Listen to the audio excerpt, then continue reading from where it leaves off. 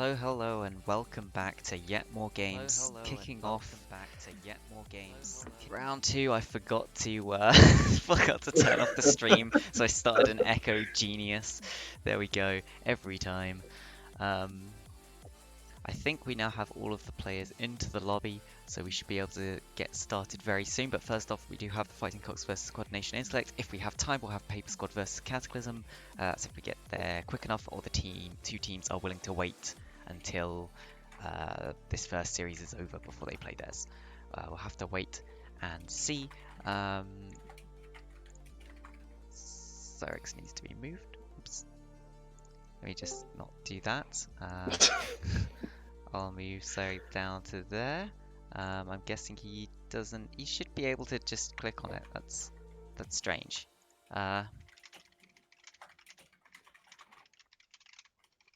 But yeah, what do you two think about these two teams coming in?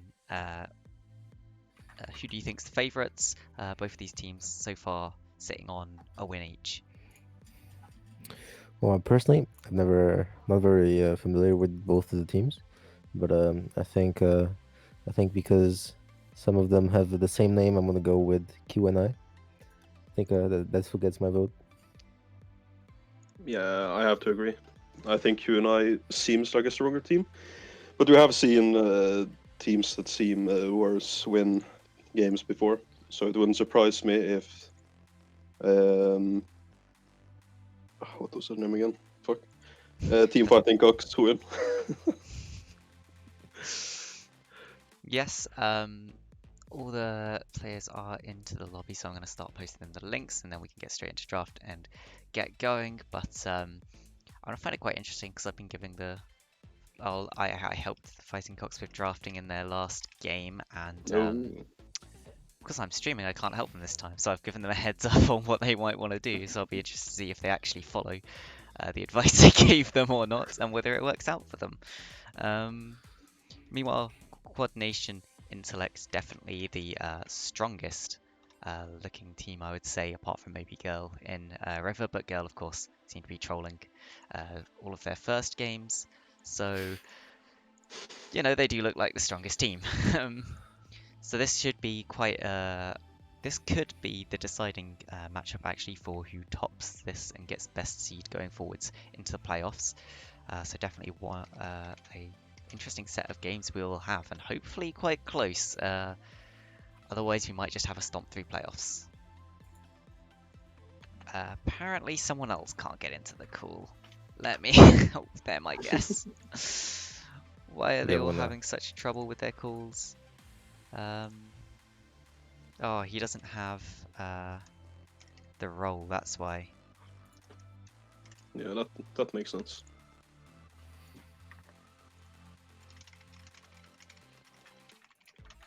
It's really awkward for me to move it, so just gonna tell him he can now move into the thing, and hopefully that will work for them. There we go, we've got why is this OP being redeemed, guys? Tell me about Lulu AD while we set up for this draft phase. Lulu AD. Yes, why is Lulu AD so OP? Well, Lulu in general is quite a good champion because she's an enchanter support, and enchanter supports are kind of broken at the moment. And when you go AD, you also have damage at the same time, which is really good. Compared to just going for the Moonstone, you do actually deal some damage with your auto attacks, and you deal damage with your abilities, and you get shielding. So I don't really see a downside by going AD Lulu here in any game. AD Lulu. Yeah. I have not seen the AD Lulu technology, but I do know that Lulu can be flexed mid, support, top lane. We've tried Lulu AD carry, doesn't work as well, but I mean, I'm sure you can make it work if you don't int. Lulu is getting buffed next patch. Her W cooldown will be going down by 1, and the attack Oh, but speed at that's rank 1 will be going up by 5%. So, a slight buff to AD Lulu's early game right there. yeah, no, it's doomed. It's doomed. But there you go. I have told both teams that they're able to start up the lobby whenever they are ready. Start up the draft whenever they are ready. So hopefully we'll be going in very soon. We are starting maybe on time. Oh, Oh, Are we Oh. actually going to be starting exactly on time? Are we going to be starting exactly on time? I'll move over to the draft, and hopefully that means we're starting on time. if we do, then it's actually insane. It's going to be, as the kids say, quite pog if they start on time. Quite pog, yes. Pog indeed. Oh, So they've only Oh gone my and god, done we it. started on here time. we go. We started on time. Perfect. So TFC up first on the blue side. Does give them the priority picks. It'll be interesting to see what they ban out. That is not what I expected. Okay, this could be interesting. Oh, So in most professional leagues, we normally see stuff like Hecarim, Karma, Seraphine on red side bans. But for this series, we seem to have a Garen and the Nautilus. Interesting bans. yeah. More than Like expected. banning specific champions on blue side isn't too bad because Yeah. you do have the first pick. So Yeah, on blue side, you want to ban good combos most of the time that you don't want to play against. And on red side, you just want to ban prio picks that they can first pick on blue side. Yeah. And it looks like Garen might have been the prio pick. I mean, my top winner plays Garen, so maybe that champ is really strong. But I personally have not seen it in the well. Yeah, I do find it quite strange. Buffalo Goose is not the biggest Garen player. I believe he can play it, but that Renekton, he looks, when you first look at his profile, like he could be a Renekton one trick. So I'm surprised that is not the priority to be banned outright here. Syndra as well was something I really wasn't expecting being banned out, so it looks like they've just thrown my advice away. And the Udyr ban. That's see. interesting. Okay. The Lulu and the Volibear ban, they're pretty alright. Syndra Morgana, they're okay. Not the best bans, but understandable. Volibear first pick, a little bit odd. If this was if this Ocean League, Hecarim is getting first pick every single time. Or the Seraphine. Yeah. Hecarim or Seraphine is getting first pick every single time, but they look like they prioritized the Volibear. Hecarim has been falling a little bit off the radar lately. And Hecarim is a flex pick. Is it? Volibear is a flex pick. Yeah, Volibear, it can be played both jungle and top. Yeah. And I do believe QNT's jungler doesn't play Hecarim, so it's Volibear first pick's sort of a denial and a flex pick to keep it strong. It is. But when QNT's jungler doesn't play, QNT here with the Leona and the Sejuani pick. Leona's going bot lane, I assume. Sejuani can, however, be a flex top and jungle. If they've been watching the LPL, Mr. Flair, I think is his name, has been playing a good amount of Sejuani top and smashing people with it on EDG's side. So exciting things. I'm hoping for Sejuani top, but I don't think it is. If it is a Sejuani top, you want a carry jungler with it. Something like preferably a melee champion because of Sejuani. Now the Nico is a pretty Yep. Nico's a pretty good blind pick. Okay. Wait, is this? Yeah. Okay. Yep. Okay, so if we go back maybe one and a half seasons, we can have a Nico top lane. If we go back one season, we can have a Nico support. We can also have an Ari support. I think I've seen it somewhere. I have actually seen Ari botlane carry as well. So this is can be flexed in many places. So I know where these champions are going, but just in case QNT is watching the stream, I won't give it away in case they miss. Don't expect it. I'm not surprised to see the Gnar locked in. By far the most played champion for the top laner of QNT was something I was saying TFC might want to look into banning, but obviously they're happy to just leave it up. QNT focusing on the AD carry bans, and TFC here banning out the Vlad. Yeah, the Vladimir got some Q buffs this patch, and that champion is really broke. When it comes to late game, his Q has like a 2-second cooldown. It's really annoying to deal with, so I can understand why you ban the Vlad out. Yeah, the Kaiser coming in. More in the lane as well. The Q. The Kaiser coming in pretty standard. The Samira. Interesting. They're banning out a lot of AD carries here, but they haven't banned out the Tristana, which is one of the favorites for the AD. We still have Tristana. We still have Jinx. We still have Varus. We have Misfortune has been gaining some popularity. Some Ashe. Yeah, Tristana's such a big pick here for TFC. I'm interested to see if QNT try and have something up their sleeves to counter it, or if they're just planning to pick it away themselves on this first pick. It does look like they will be saving their mid pick for counter. But no, The they will Veigar. And the Veigar. That is a good flex pick. Since it can go both bot lane and mid lane. Yeah, I have to say I like to draft from QNT here with a lot of CC and a good amount of damage when they came with the Veigar. Now, they are lacking a little bit of damage. I would like them to pick carry, if you carry maybe like a Jinx or... A Jinx would be really good here. Yeah, I think a Jinx would be the best pick. Then they would just be so good late, early, mid. Their team overall would be really good. TFC here answering with the Kane. I'm assuming it's Ross, aka Red Kane, but I don't know how he does against all this CC, so we'll have to see. Yeah, this is very strange drafting, I'll say, from the side of TFC. They opt to put that Volibear up into the top lane, into the Gnar, obviously thinking that's gonna have to be an okay matchup. And they do lock in the And Vayne. Okay, the Vayne I actually like. I think I agree with the Vayne. The Kane pick, not so much, but I'm assuming it's Vayne, Nico bot lane, I think? Yes. Yeah. It will Yeah. be Vayne Nico bot lane.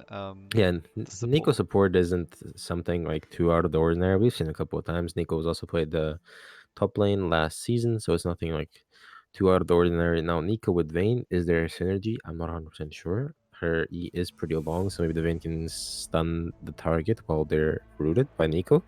Not exactly sure how the combo goes, but draft-wise, I think QNT might have a little bit of a draft edge. Yeah, depending on the last Yes. picker. Oh my god. Okay. The Senna. Oh. The problem with the Senna is that Leona doesn't really want to farm.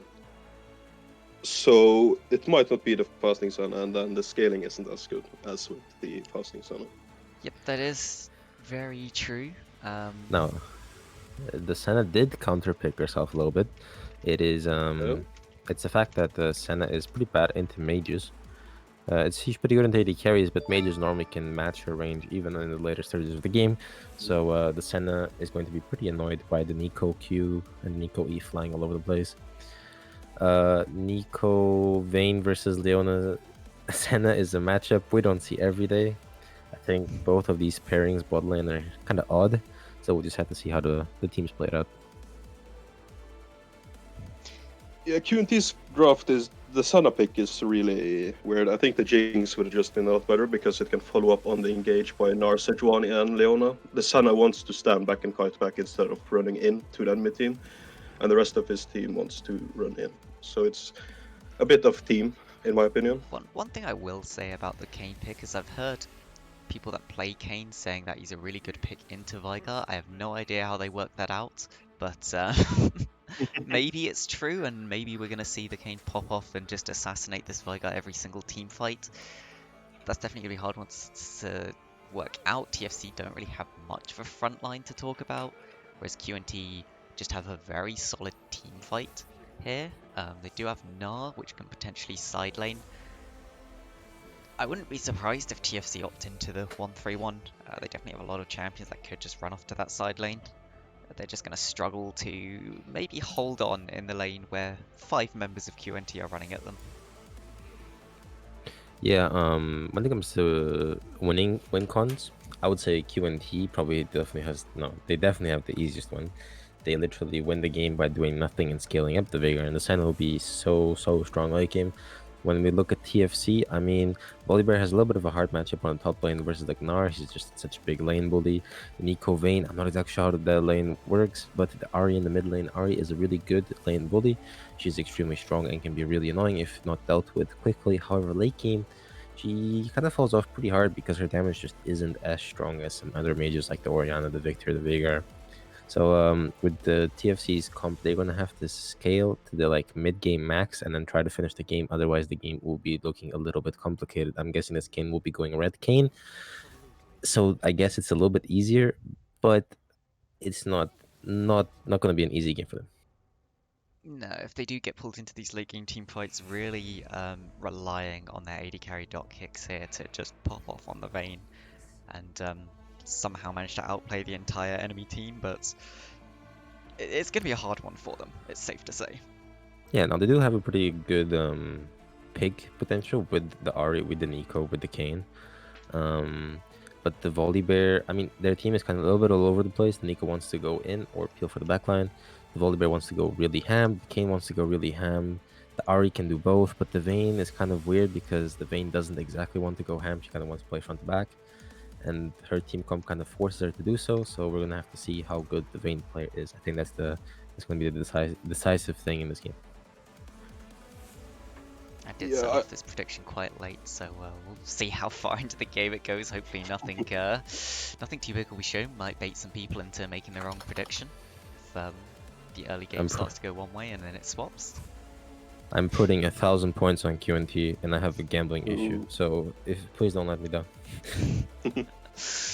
No, I would be disappointed if this is the tank Volibear, because I think they really need that Volibear to be a silent threat, because they can team fight at any stage of the game.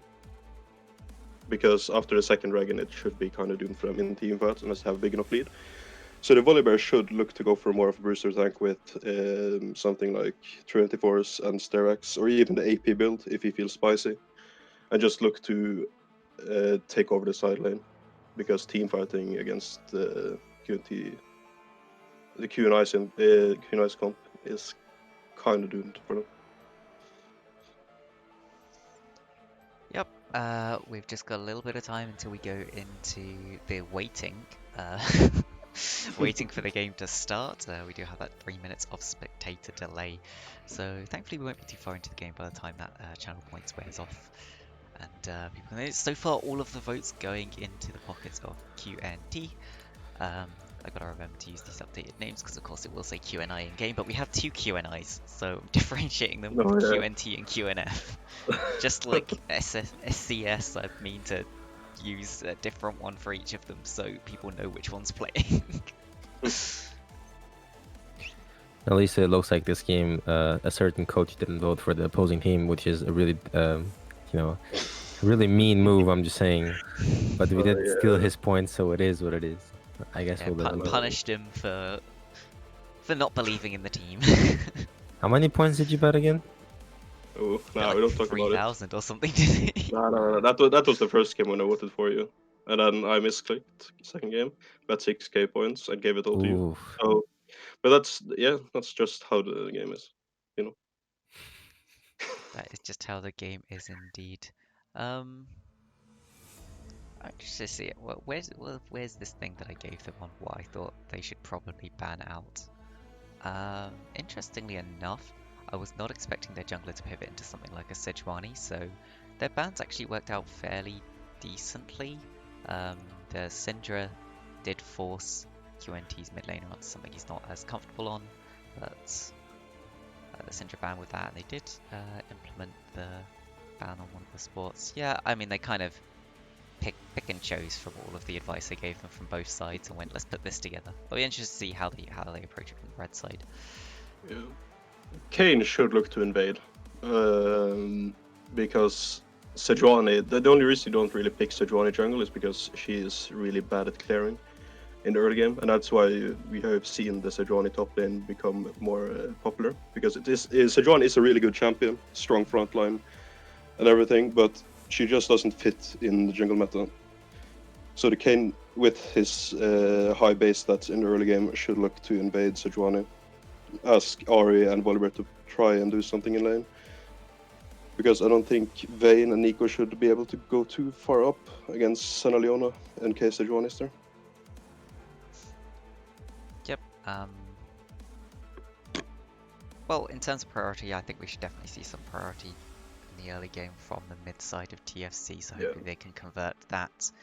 We'll see them try and convert that into some advantages in the jungle. Of course, Volibear, Gnar, you would expect it to slightly go in Gnar's favour, just with the extra passive and the fact that you can jump away from the Volibear, but that can all be turned around if Volibear gets off some good engages. Bot lane will very much just be how much can Nico Vayne poke without getting engaged upon and killed. We will start loading into game, so not too long now until we will get into the game with them.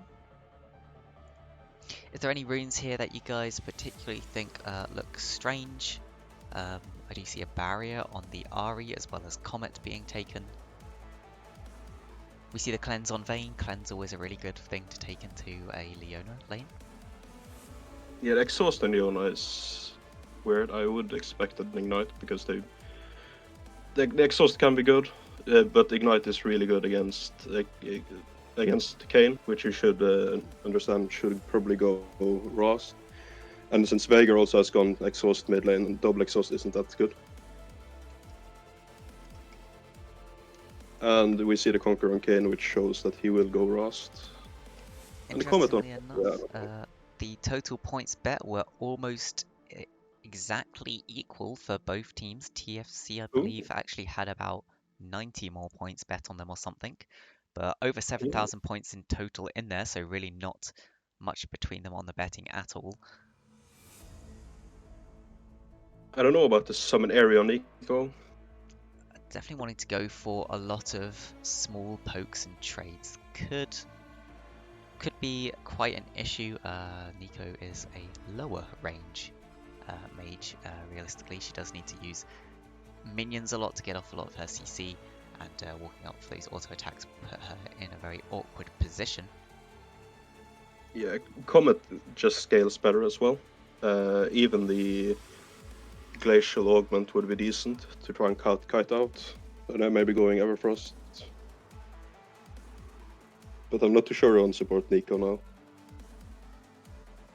We do have Conqueror on the Kayn, which I believe does signify a red Kayn be the preference. I'll have to wait and see. Not taking quite a long time actually to load into this game. Don't usually take this long, so League servers maybe not as happy as they usually are right now. A lot of people playing on a Friday, I guess. I also don't like the Comet on Veigar. I think Spellbook is better in almost every way, because you don't really look through anything early game, and Comet is scales better in summon area, but it isn't that good in the late game. Just getting the extra summoner spells later, like a ghost or something in the team fights when your summoners are down, it's really good. It also allows you to go the early teleport without losing the utility of the utility summoner spells. Yeah, I personally like a lot of other runes on the Veigar. Just because I feel like the Comet doesn't provide you all that much extra. Usually with Veigar, that Comet's really not going to make a difference in your poke, because you're not really looking to poke people out that much. And your full combo should really be killing them without the Comet. So I personally do like to just test out other runes. I think there's quite a few runes you can go. You can go Glacial. I think you can even go Grasp if you want to be super annoying. Give you a little bit more lane sustain. People don't expect it.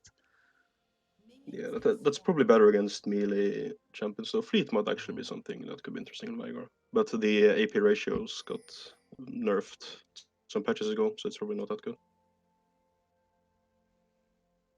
We do see a ward put down on QNT's red. But they will be starting their own blue. They did also put a ward on their own blue. Can of course some still really start defensive Raptors. warding.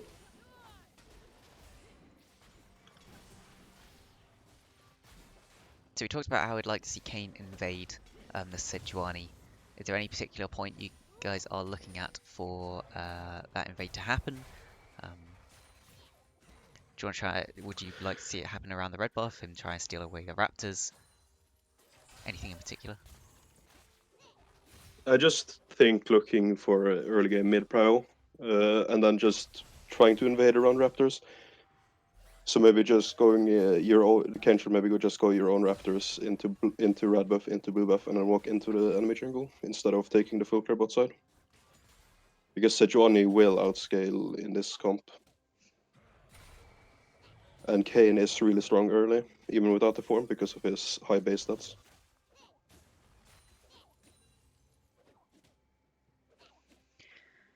We can see Volibear pushing in here. A little bit of a precarious position. Does need to either get that wave in or just allow probably some minions on the other side to die by themselves so that the lane will slowly turn around. That's some nice poke going out from Fusho right there. Yeah. You see the wave top lane being in a pretty bad spot for Volibear. At least going in on the Volibear there. Will get stunned up. Heavy trades coming out, actually.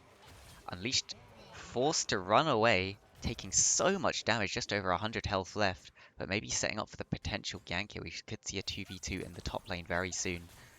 Meanwhile, lots of trades towards this bottom lane. Small advantages being built up for the side of TFC in the bot lane. Yeah, that's not only a bad trade, but it also destroys the good wave position Unleashed had. But the developer using his is thing down way, so he should be able to get a freeze top lane here for the Kane gank after he takes the Skull Crab top side. Of course, Volibear, one of these champions that's very annoying to freeze on. You do end up having to give away minions that you wouldn't have to on other champions if you want to force the freeze, just because of his passive proccing and hitting multiple. And Norris walking up, he will lose a whole wave here because he's walking up. Do you see the two junglers posturing around the river? Sejuani did spot there that the crab had been taken, just a blind man maybe waiting for some sort of invade gauge, but nothing will Kane really should be able to happen get there. double Skull here. Sejuani is walking down there. We could see a potential fight. Bot lane does have prio for TFC.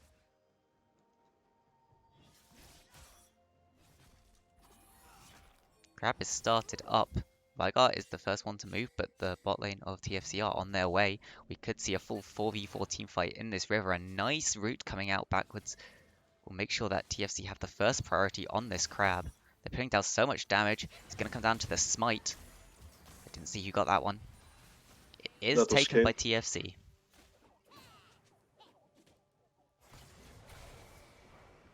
Yeah, the wave for Volibear is really good here. Even though he isn't really that far ahead in CS, he's really far ahead in XP now. Yeah, I am a little bit surprised by the early cloth armor pickup by the Gnar. Volibear does do a surprising amount of AP damage. Maybe he just had 300 extra gold and thought, well, I want to get this eventually. I may as well pick this up now rather than something like the Ruby Crystal.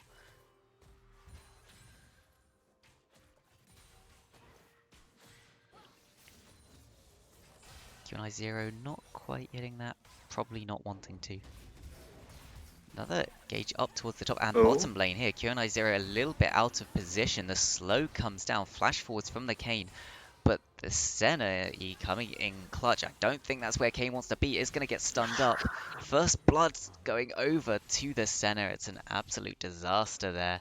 What looked like a good gank is turned entirely around. Sejuani is here. Really low though.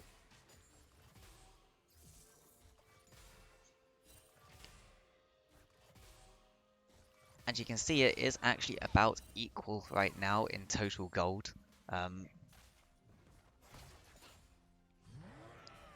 Small advantages. Seems like the Volibear is going. It seems like the Volibear is going for the tank build, which I don't really like. It's a little hard to tell right now. Early Ninja Tabby really good into Gnar. And Ruby Crystal will just help him live through the lane a little bit better. It's down on CS, but not by too much, so Gnar not being able to bully too hard. Looks like he will go in on the volley. Oh. That's a really good trade by now. Yeah, just nice small trades. Gnarbar is almost full. He's ready to Gnar out very soon. Assume when that starts to decrease, he will auto a minion again. Oh. Does Gnar out in the end.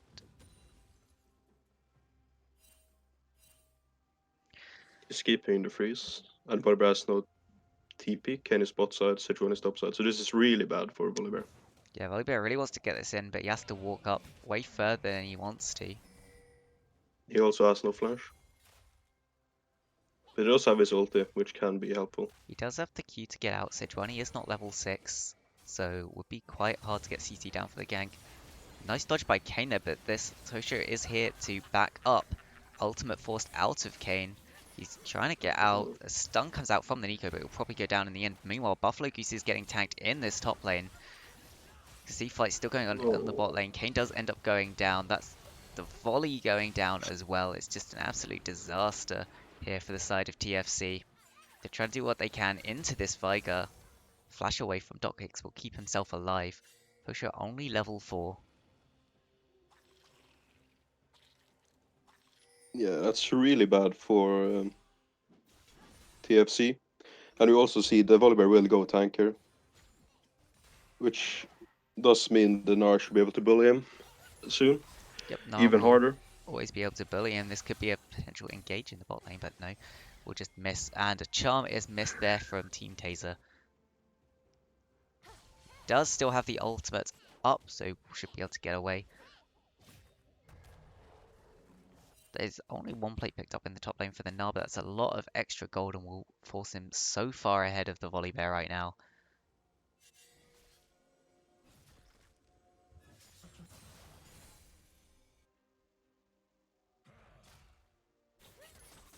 Yeah, and even if the Sejuani is behind, which he is, Ken has gotten 3 skull crabs, she's got 0. She is still a really low eco champ compared to Kane, which means she should be fine. She is Potential also the engage same coming level. out here. The root goes down Oh, onto the Senna. Doc Hicks is jumping forwards. Should be able to pick up this kill quite easily. It does go to Fosho in the end, though. Nice condemn into the wall. Will pick that up. Now Nars in a 1v2. Doc Hicks extremely low. About 50 health left. Does give away his position with the auto attack. Kane is trying to kill that Gnar, will pick it up in the end. So an overall 3 for 2 in favor of TFC. Team Taser here is here to help his Kane get out. and the Volibear gets a free push top lane. And just as it looked like a complete disaster for TFC, they do start to win. Maybe Team Taser not quite expecting that's how the charm will work. Sejuani will start up the dragon by herself. Just a blind man is here and does have the level advantage. So I'm not sure that's what you really want to do, but the instant ultimate. Glacial Prison going straight down and Kane is picked up. And that is not what you want to see if you are a fan of TFC. QNT will be able to just pick up this Mountain Drake eventually. It does reset. Looks like TFC are not willing to give it up without a fight, though. They're throwing in skill shots. They're putting down some damage. Yeah, Sejuani has no smite, but it should go over to QNT. And it is picked up. Oh, and that's a nice Oh, ult into Charm, and the Ahri picks up a kill onto Veigar. really well played by Dara. And also the Veigar might be walking a bit too far up there. Yep, just not respecting the fact that the ultimate was back up from the Ahri. Just saying, despite the bot lane of TFC putting down a lot of poke, they've not managed to gain a considerable advantage just because of the amount of extra gold Senna gets from souls. Yeah, Sana's 25 souls, which isn't too bad for being a farming Sana. Yeah, that is mostly because of the amount of CS been zoned off of and just missed, honestly. QNT Unleashed forced a flash away there, getting the flash out of the Gnar, that's really good. Doc Hicks bullying Rage Engage because Leona's not there to back him up.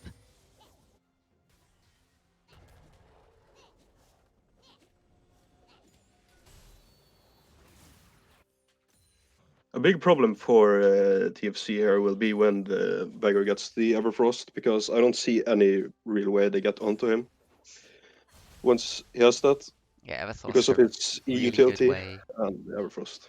It's a really good way to just stop champions that want to run straight towards you. Unleashed there, goes forwards, does get a big combo down onto the Volibear. That's a lot of damage. Volibear will ult to give himself the health to stay alive. Not really what you want to see happening if you are the Volibear.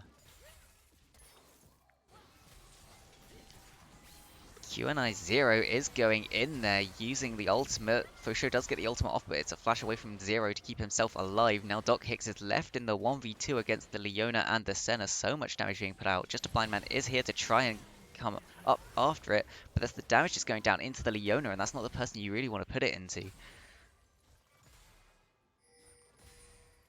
Veigar is on the flank, but not much going to come out here.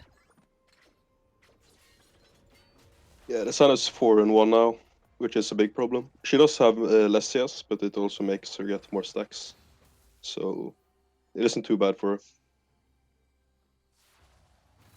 Both EDCs are picking up the Kraken Slayer, which means the fights will be even more explosive in the bot side. Buffalo Goose is picking up some extra tower plays, but he might be out of position here. Lots of stacks of Sejuani's passive going down. He will just be stunned up and he will be killed here. No way to get out. Has the flash, knows not to burn it in that situation. Unfortunately, did just teleport back towards that top side of the map, so no real way to get back there easily.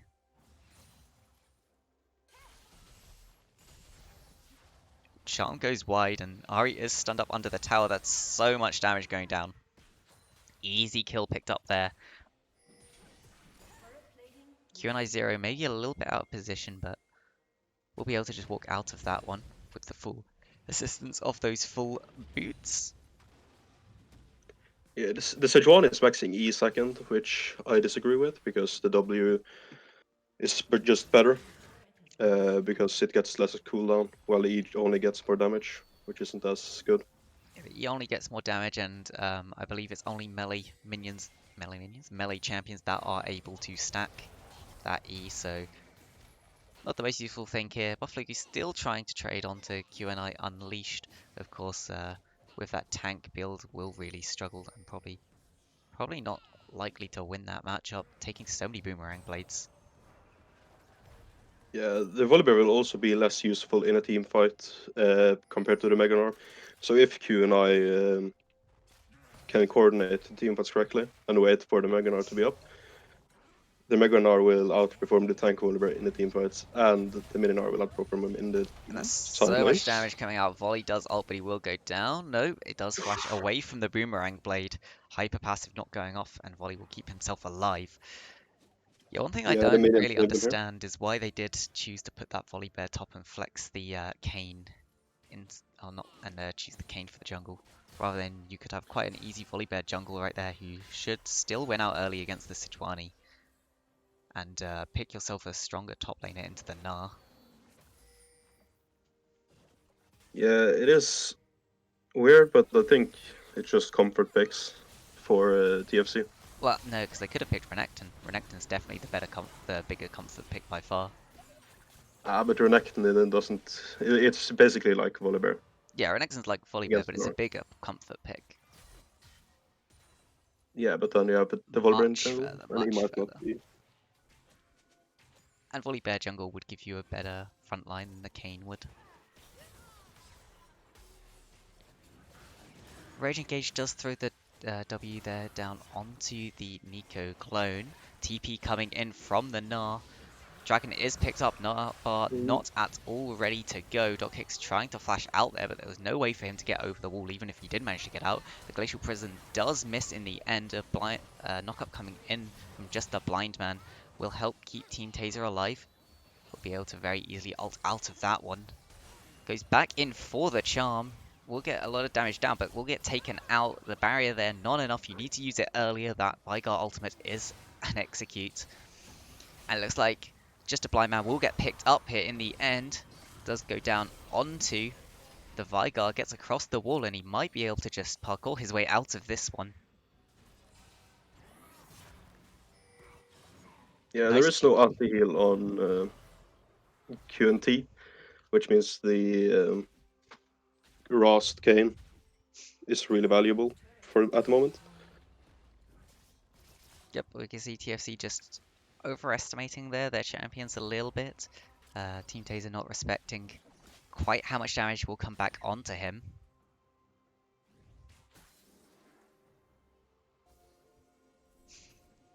And it is almost a 6,000 gold lead right now for the side of QNT. Yeah, and they also do have the better teamfight comp, so they should be able to force the dragons here. Yeah, it's looking a bit dire.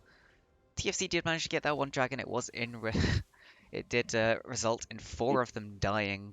I suppose it gives them a 5-minute extra timer before the soul is eventually taken. It is the Cloud Soul, so not the most impactful soul by far, but there is some very high value ultimates that could be used here. Hosho is doing what he can, will flash out of the turret eventually. Dockick's going in under the turret, takes 2 in return, but that's so much damage. The Vygar ultimate doing what looked to be about half of their health. Hosho's trying to turn it back around, can't quite, does get it with the minion auto attack, but now is left in what's going to be a 1v3. We'll have to try and bait this out using the powers of Nico. Root comes down, but that will aggro the tower. and Fosho will go down in the end.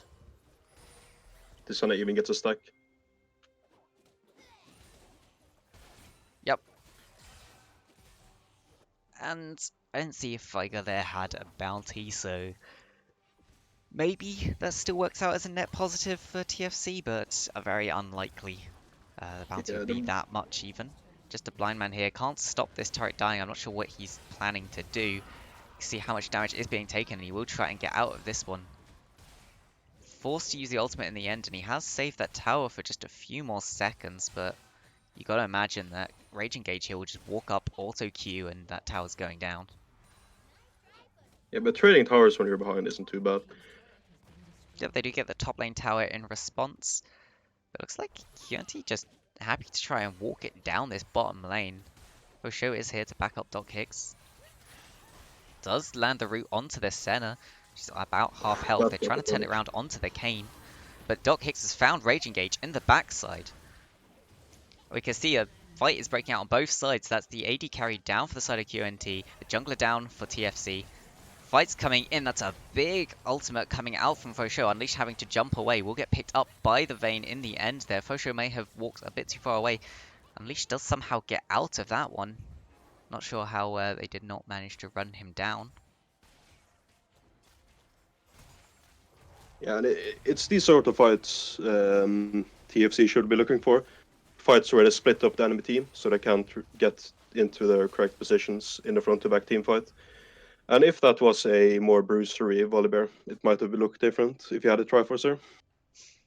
It seems to be going for Sonya second, so you will at least have some damage in the team fights and be able to zone a lot with the Sonya's proc or active. It's an interesting second pickup.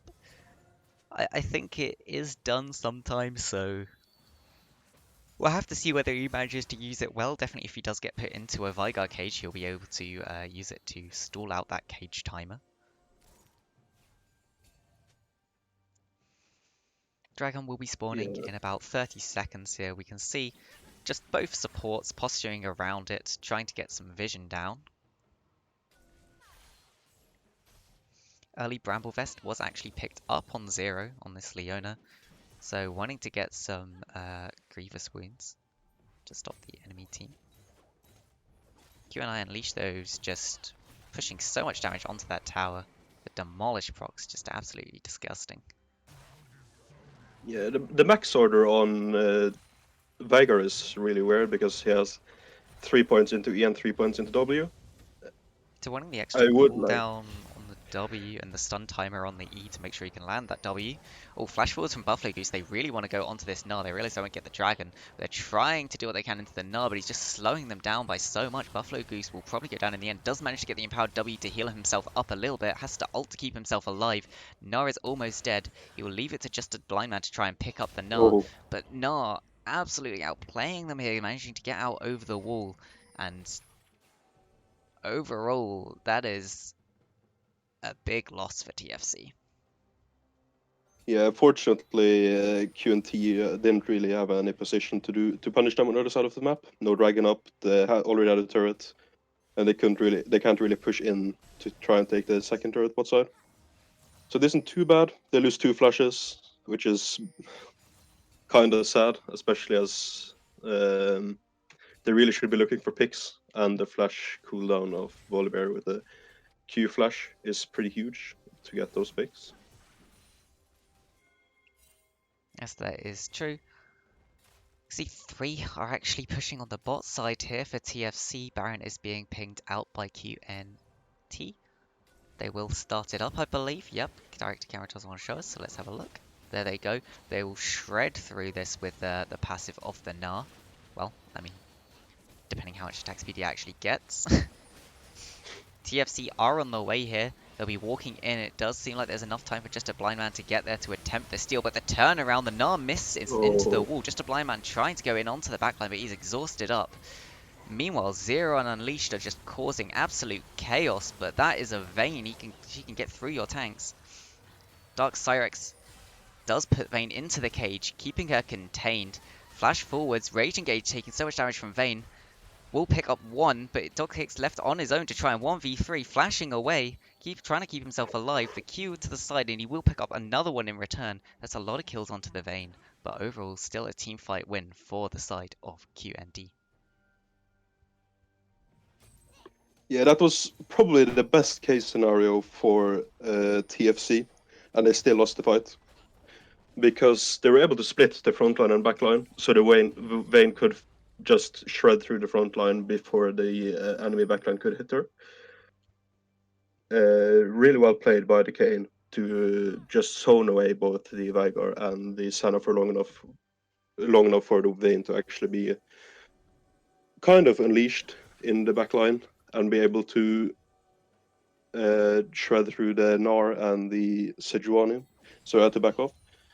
But again, it just wasn't enough. They're too far behind, and the Senna Veigar carry combo is just too strong. One thing I will say is that Luton's Nico is a little bit weird. Nico relying so much here for items as a support. I would have expected maybe the Shirelias, something that would give your team more of that disengage or follow-up potential. Fosho may actually be caught out here. Does decide to pick up that ward. Yeah, the Ludens is weird because if you want to have that disengage, Shirelias or even the Everfrost would have been really good with in combination with your ulti. It does look like Because he's just building to be a secondary AP carry. yeah, the Ludens just makes magic resist even better for the enemy team, since both of the AP damage champions are going for flat magic ban, which means Sejuani and Gnar just wants to build damage resist even more. So it stops Ari from being that good in the team.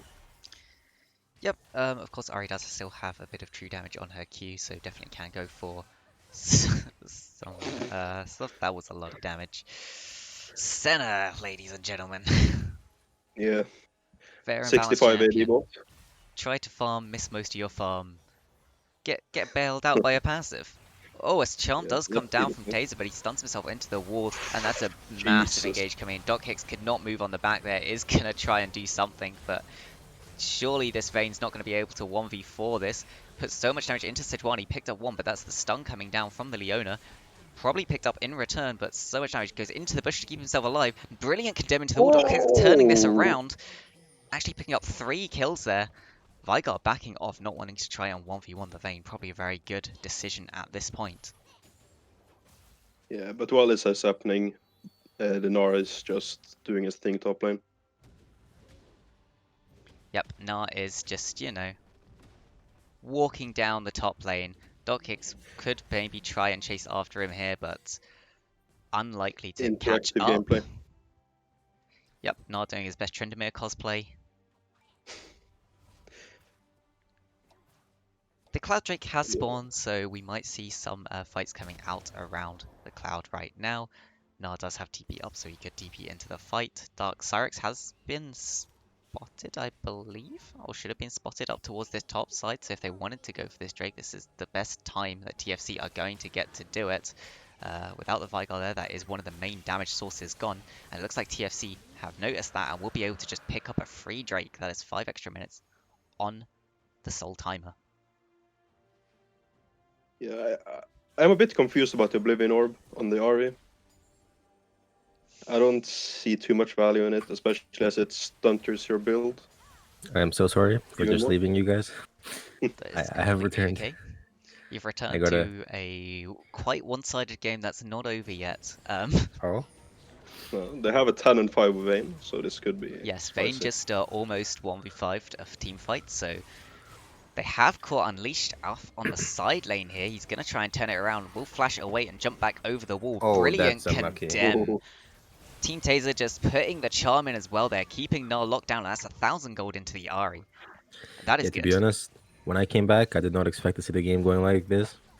I'm not exactly sure how the Fane got 10 and 5, but that's not a good sign. Oh, but just a blind man walking in is not really... The ultimate's just thrown down and almost takes out Vayne instantly. It looks like the Volibear is going to go down. Actually, Volibear's just running into the backline. I'm not sure that's where he really wants to be. Doc Hicks running into the center ultimate. The Dawning Shadow puts a Is lot that a down. Zhonya's? Yeah, Yes, it that is Zonya's on Volibear. Dog Hicks putting quite a lot down. Oh, Oh, the stun and the kill come out yeah. from Senna's a Rage very Engage. balanced character, Senna though. running forwards. Yeah, Yeah. I was saying it before, very balanced champion. Get zoned off the CS, miss most of the Oh my CS, god. and you still No. do damage because of your passive.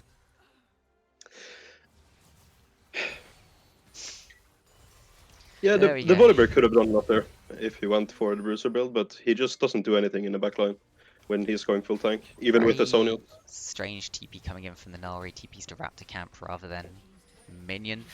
20 seconds that the Kane has to try and defend by himself here.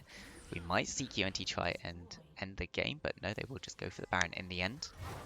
This is a very Ooh. sad game to be this Vayne 11-6. And then you look at your top lane, at your jungler 0-5, 1-7. Very sad game. I'm surprised. Wait, the Kane has not. He doesn't have a form yet. He is Rust right He now. does. Oh, he's Rast. Okay. Yeah, I mean, Rast does make sense, but like as I said in Champs, like they have so much CC, it's really hard for him to really be able to do much.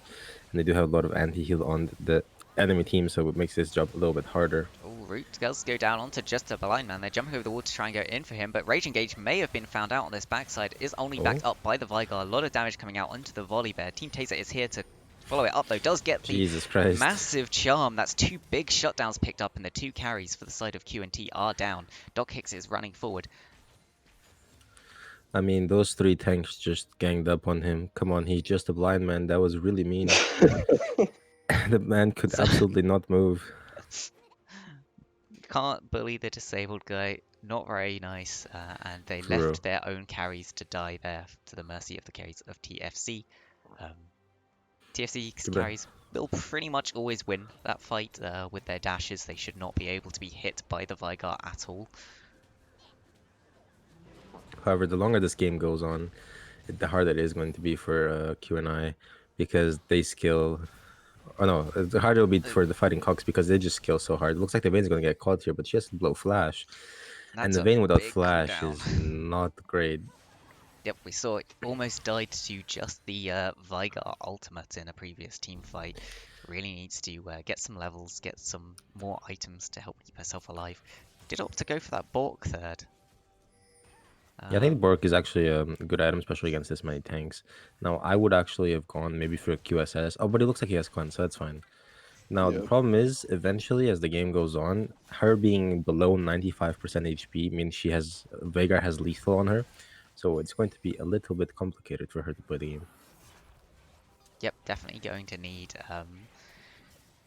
to play it very safely. Just a blind man maybe getting caught out a little bit there. Buffalo Goose, though, on the top lane is going to have to try and attempt to 1v1 this Gnar, but he is the tankier Volibear with a Zhonya, so unlikely he'll be able to do anything here. Might try and Should have ult away across Zonya's the the wall. ult.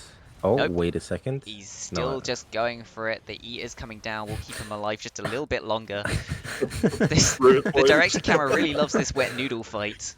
It looks like he is trying to turn it around. We'll heal it up a no. little bit. Zonya's comes out No, to not keep the himself alive just a Zhonya's. little bit longer, but there's the Q. And somehow Kane got caught out on the bottom side, maybe going for one of the carries. Oh, so much damage going into the R8. Flash Vayne- forwards, and Vayne is down. Will get resurrected in the end, but you can see the Nico doesn't do any damage there. Team Taser trying to do what he can. We'll pick up one, but that is yet Yeah, I mean, another. in the end of the day, it was always going to be a very hard game for this Vayne. She has no peel, so she kind of has to do everything herself, and then just have so much CC. If she gets CC'd once, she's pretty much dead. Yeah, the only peel she really had was the Nico, and it's not the best peel in the world. Now, the Volibear going for Zhonya's is maybe arguably reportable, but I kind of I have seen it before. I'm surprised the Veigar didn't go for the like tankish Veigar build where you go Deadman's Plate, and then you're just really tanky and have a lot of AP. But he wanted to go for the 1000 AP. I think he had like 900 there. All right. I can understand it. A man of culture going for the 1000 AP. Yeah. For those stat buffs out there, Peter, here are your on-screen things if you want to take some screenshots. Super No, quick. I can take my own screenshots. It's fine. Oh yeah, of course. Graphs, if anyone wants to see the damage, Vayne doing a lot of damage, but Senna still managing to out damage the Vayne. And I'll be interested to see what the adaptations coming into this red side are for the side of TFC. Yeah, I think TFC had a plan in mind, but they just weren't ready to. Yeah, they ignored my plan. They just weren't ready to pivot away from their plan when they saw that they got kind of countered by the first 3 picks. So they should look to just have different plans for the fourth and fifth pick, because it is important to just be able to pivot away from your original plan when you see that it just won't work. Yeah, I mean, I didn't see much from the game, but from the looks of it, the Vayne got this fed. I think if I was the Fighting Cocks here in this next draft, I would maybe try to go for something where it's like we pick a hyper carry and then just like appeal for him, because it does look like the AD carry has the capability of carrying the game. Maybe something like a little support, maybe an Alistar, maybe Braum, and build a team comp where it allows the AD carry to DPS, but while also being quite safe. I think that would be maybe their best chance of getting next game. By the looks of the score, it didn't look like an exactly even game, but the Vayne really did hold her own, so we're going to have to tip my hat off to that. Who would you say is the MVP, at least for this game? Ooh, that's a difficult one.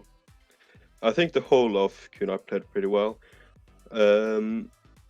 The Sejuani played well, considering she is a really bad early game champion in jungle. But then again, the laners did play really well to make that possible for her. The Senna did play their position really well in the late game team fights. But just in general, I think the team comp was just too big. There was just too big of a gap in the team comp, and I think the split pushing Gnar did his job in the team fights. I think he should be considered for the MVP here. Yeah, interestingly enough, I did suggest to them they should ban Gnar both games. So we'll see if they now agree with me after that previous game they have just played. But yeah, QNI will get, or QNT we're calling them, will get the blue side in this draft coming up. So we will have to wait and see what they decide to prioritize. Because of course they will get first pick. And we'll have to see how TFC decide to use the counter pick that they do get to use from that red side drafting. Yeah, I mean, Yeah, one thing need to join the game. one thing Yeah, that I is took some screenshots. Come on. one thing that is pretty easy to to point out is that the difference between the River League and even sometimes the the Lagoon League compared to the Ocean League, a little bit of a higher rank, is that the draft is super important. If you're fighting people of your own rank and that are about as skilled as you, draft is kind of the only thing where you can get an edge if you guys are even in skill. And some people, I feel like some teams in the lower brackets don't quite understand just how important draft is, and they kind of just pick whatever they like playing or whatever they feel like playing in that certain day. Um, but I think some teams are really being held back by that. I saw, I think it was Paper Squad or the team they were playing against last week, that they were playing really well, that the draft just didn't allow them to get the win. And I feel like if they just pay a little bit more attention to that, they will definitely get, better results. Yes. Yeah, Go ahead. and also just talk about your win cons after the draft. That's really important. You saw that with QNT. They didn't really play the team fights correctly because they split up too much. It was almost like a small brawl, and that does favor TFC with those sort of comps, and that's why I think the game lasted so long compared to what it should have done. So just getting a draft that works against the enemy team and also being able to understand how you're supposed to play the draft is important. But other than that, I think playing well also is quite important, especially in this league. If you play really well in lane, I think you do better than in most in the 2 other leagues, because the laners doesn't really get punished as hard as her. Yep. And it does look like we will be moving into draft very soon. Do do you expect like Narband coming from the Fighting Cocks here? I think Yes. Noah gets countered by a lot of things. So if they have something ready, I just don't think an early rotation Volibear is that good of an idea. I think it would have been fine out of the jungle if they put it into that jungle position, but that's not where they put it in the end, so it didn't really work out for them. Ah, the Narband. Yeah. Yeah, I think we Volibear is are actually. into- Oh, looks like we started a draft. Kaiser Lulu bands, pretty simple bands. There's the Gunnar band. They don't want to play against that. Really oppressive and annoying lane bully. What else do you think they're gonna ban here? Same bands as before? Oh, the Senna. They Yeah. are. Yep, they're banning out new bands here. And the There's the Garen. Garen again. Yeah, I'm not Is the really top sure what the laner Garen from the bans. Fighting Cogs perhaps just like the best Garen in EU West, or I where Yeah, think is he's probably. played some Garen. I think it must just be QNT really hate Garen. I can't Yeah. think I mean, of any other I hate reason Garen why too. they would prioritize the bans on it quite so heavily. Gwen isn't available, is there? Is she? No, she's not. Oh, okay. Or is she in round Yes. 2? Wait, She is. is she? It's round 2. We had a patch on Tuesday, didn't we? Yes. Yeah. Yeah, so she's available. All right. Yeah, but okay. Morgana. Now Morgana first pick, not always the best. Not gonna lie. Flex. Yeah, he Just can be flex. flexed. So Can that go does, to the jungle. yeah, almost Yeah. certainly going to be jungle. I believe the jungler plays quite a bit of it. It I'd is getting expect it- nerfed next patch, I think. I'd expect it to be Yeah. jungle, and they're probably going to look in the Lucian or Tristana mid here for the side of QNT. So I hope TFC have something ready to counter that. I would like to see the Nocturne mid here. Mr. Coach is a huge fan of the Nocturne mid. Yeah. The Ari again. Honestly, Mm. I get the Ari pick. I can Ari lets you mess up in lane, and you kind of always be useful just with your charm. The problem with Ari is you have like 20 minutes to really impact the map and really be impactful in general. And after that, she just falls off and is really weak. I mean, if you're really good at Ari, I guess I can see it, but otherwise, I'm not sure about the Ari pick. But I like the Karma. yeah. Yeah, the Karma's good. I could give some insight into the RE pick. It's getting them a safe mid laner because the mid laner for TFC is a bit weaker here, and QNT's mid laner is quite Yeah, strong. he So is the best. it'll give that extra survivability in lane and a chance to be useful because the charm can be very useful towards the later game.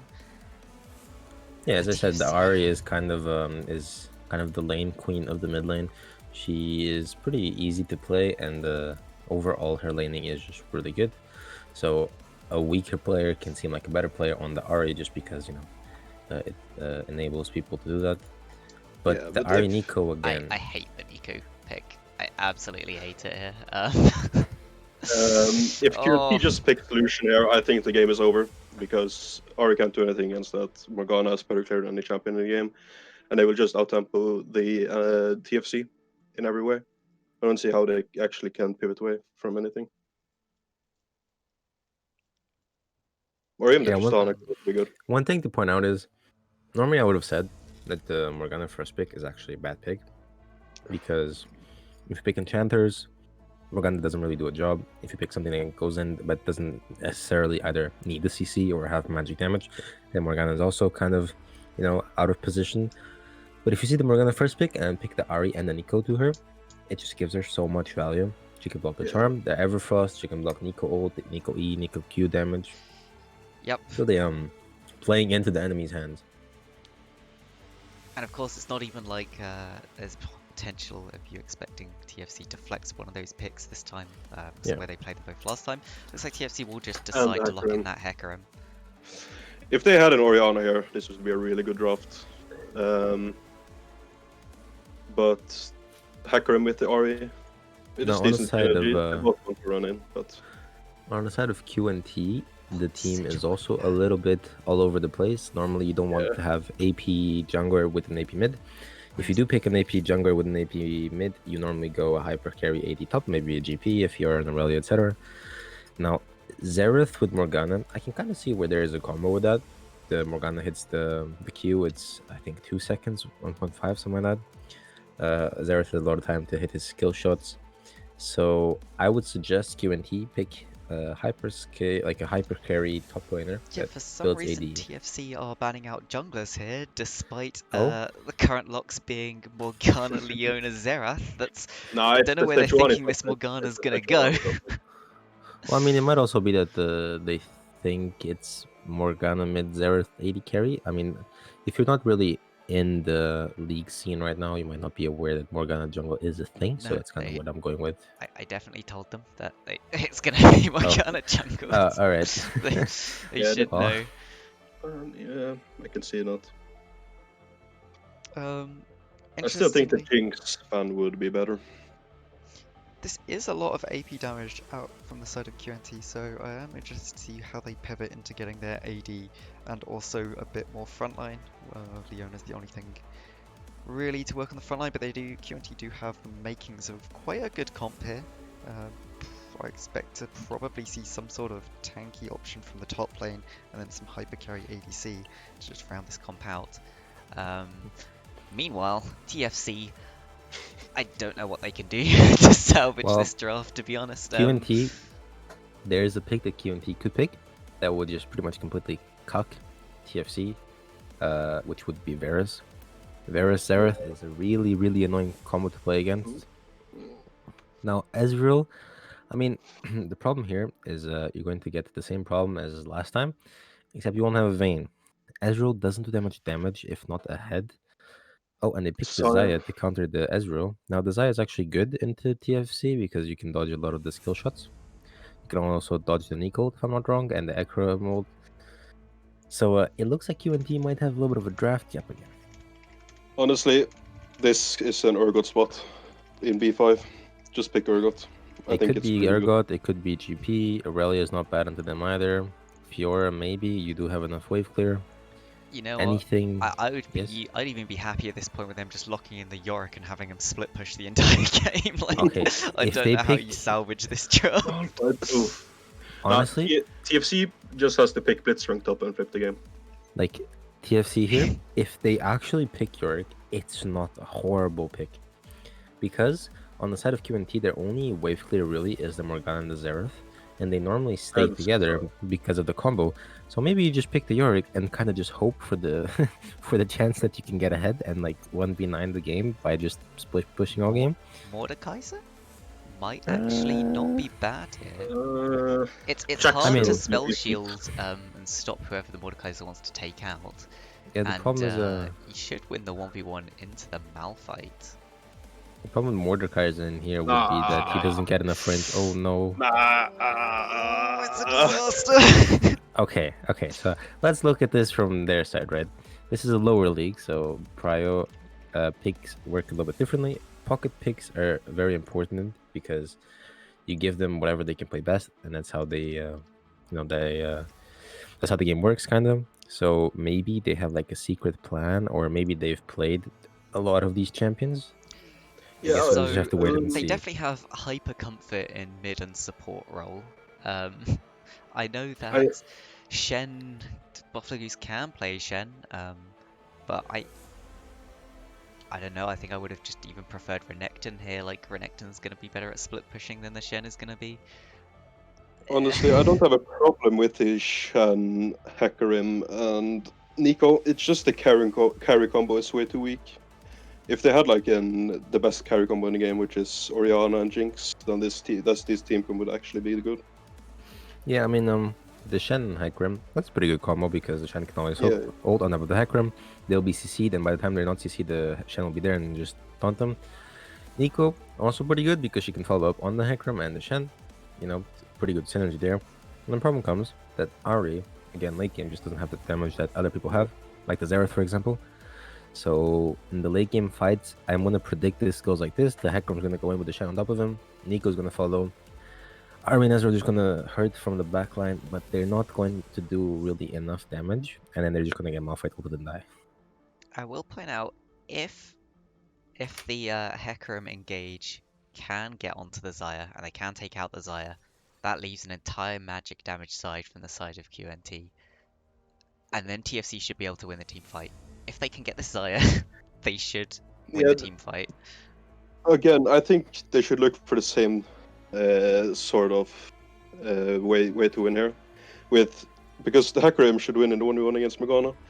They should have a Hecarim try and just snowball the game, and the Hecarim should go a more Bruiser build with Trinity Force Derex, so he can actually be viable in the late game team fights here, and just snowball the game like you did in, I think it was season 9 and season 10, and not go for the tank build. Because if he goes for the tank build, they won't have enough damage to kill anyone. Another point is it should be very hard to pick off anyone from TFC. All of the champions do have dashes, apart from Nico maybe, and easy ways to disengage from a fight. So it should be quite hard to land the Malphite ult onto the side of TFC. Yeah, that is a good point. They have a Malphite, they have Morgana, and they have a Xerath. Now, all these have key abilities that really require you to hit them. And they do have a lot of mobility, so maybe the saving grace of TFC's comp here is that they are hard to hit. I've never heard of a comp being picked because they are like hard to hit, but like, I mean, it kind of makes sense, but also if you do get hit once, you're kind of dead. So I think if TFC want to win this game, they're going to have to get this Arya ahead. She has to do something around the map once she gets 6. Roam bot, because top might be a little bit hard to kill. Maybe go with Morgana into the jungle, try to catch off Hecarim, because otherwise the game looks a little bit hard. I will say, I hope that the Ezreal build is actually Triforce. I reckon this is a Triforce Ezreal angle. If you can get the gold for it. If they start to fall behind, they definitely cannot afford to go Triforce. Yeah, the thing is, there's a Duskblade build is really good for snowballing, and I really need to snowball. So it might just be that. Since if they get to the late game, I don't think any build will really save them.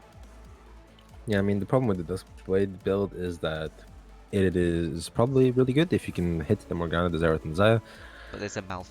But yeah, the Rock himself and Mrs. Sun might have something to say about that. And I think one important factor in this game is also, as we said, they're really hard to hit. They have a lot of dashes. It is how fast their response time is when they see a big rock flying towards them at like max speed 2. They are going to have to press that dash button very fast, or they are incredibly dead. Yeah, the other problem is that QNT's comp is really flexible because of the Xerath. So so they don't even need to engage.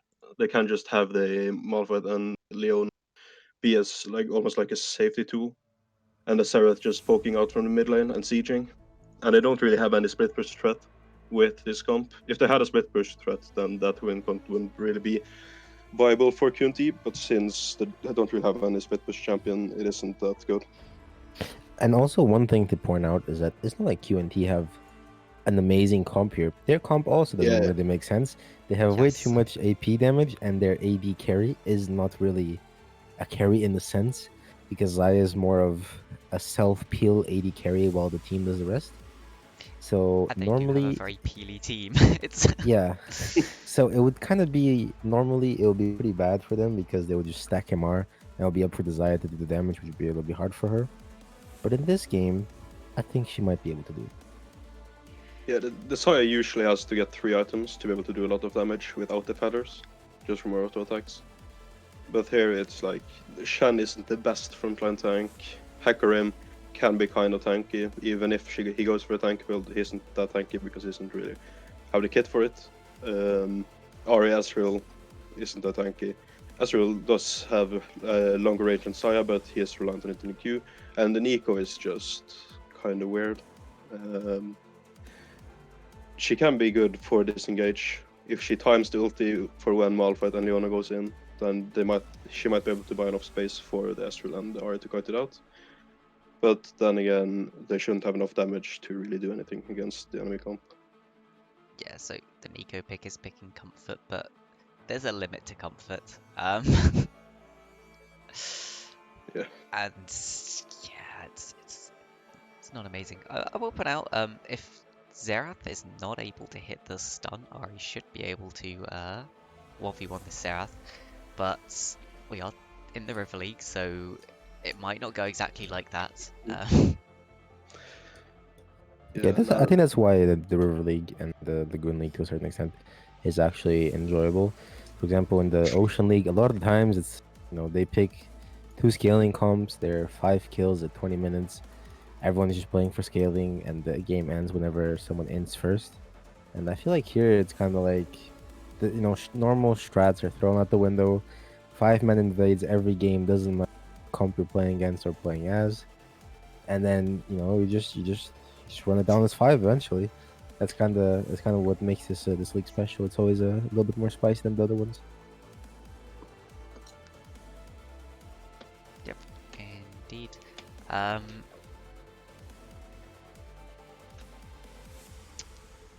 yeah, Yeah. I'm not sure what else to say about these two comps. I guess we'll see their rune choices in a little bit, and maybe we'll see something that's going to enlighten us as to a strategy of some kind. It is Phase Rush Hecarim. That's kind of sad. Is It there makes me anything else? pessimistic. Okay, so one thing I do have to point out is again, phase rush Hecarim. I kind of get it because if you can maybe land on the Zereth or the Morgana, you're gonna have to go around them real fast and try to dodge their abilities.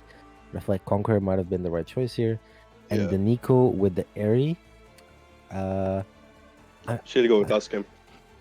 I mean, I think on Nico support, I mean, I haven't seen it in a while, but I Glacial. think you either go Comet, maybe Glacial. I would personally even say to a certain extent, maybe Spellbook or Guardian might not be, horrible. So, Yeah, but I personally Guardian haven't could be seen it. it. I think Yeah, Guardian Guardian's could pretty be. good because it can proc off your own clone. I think that does work. So even if Ezreal's not close by, if you press W and take enough damage, you'll actually get that Guardian proc.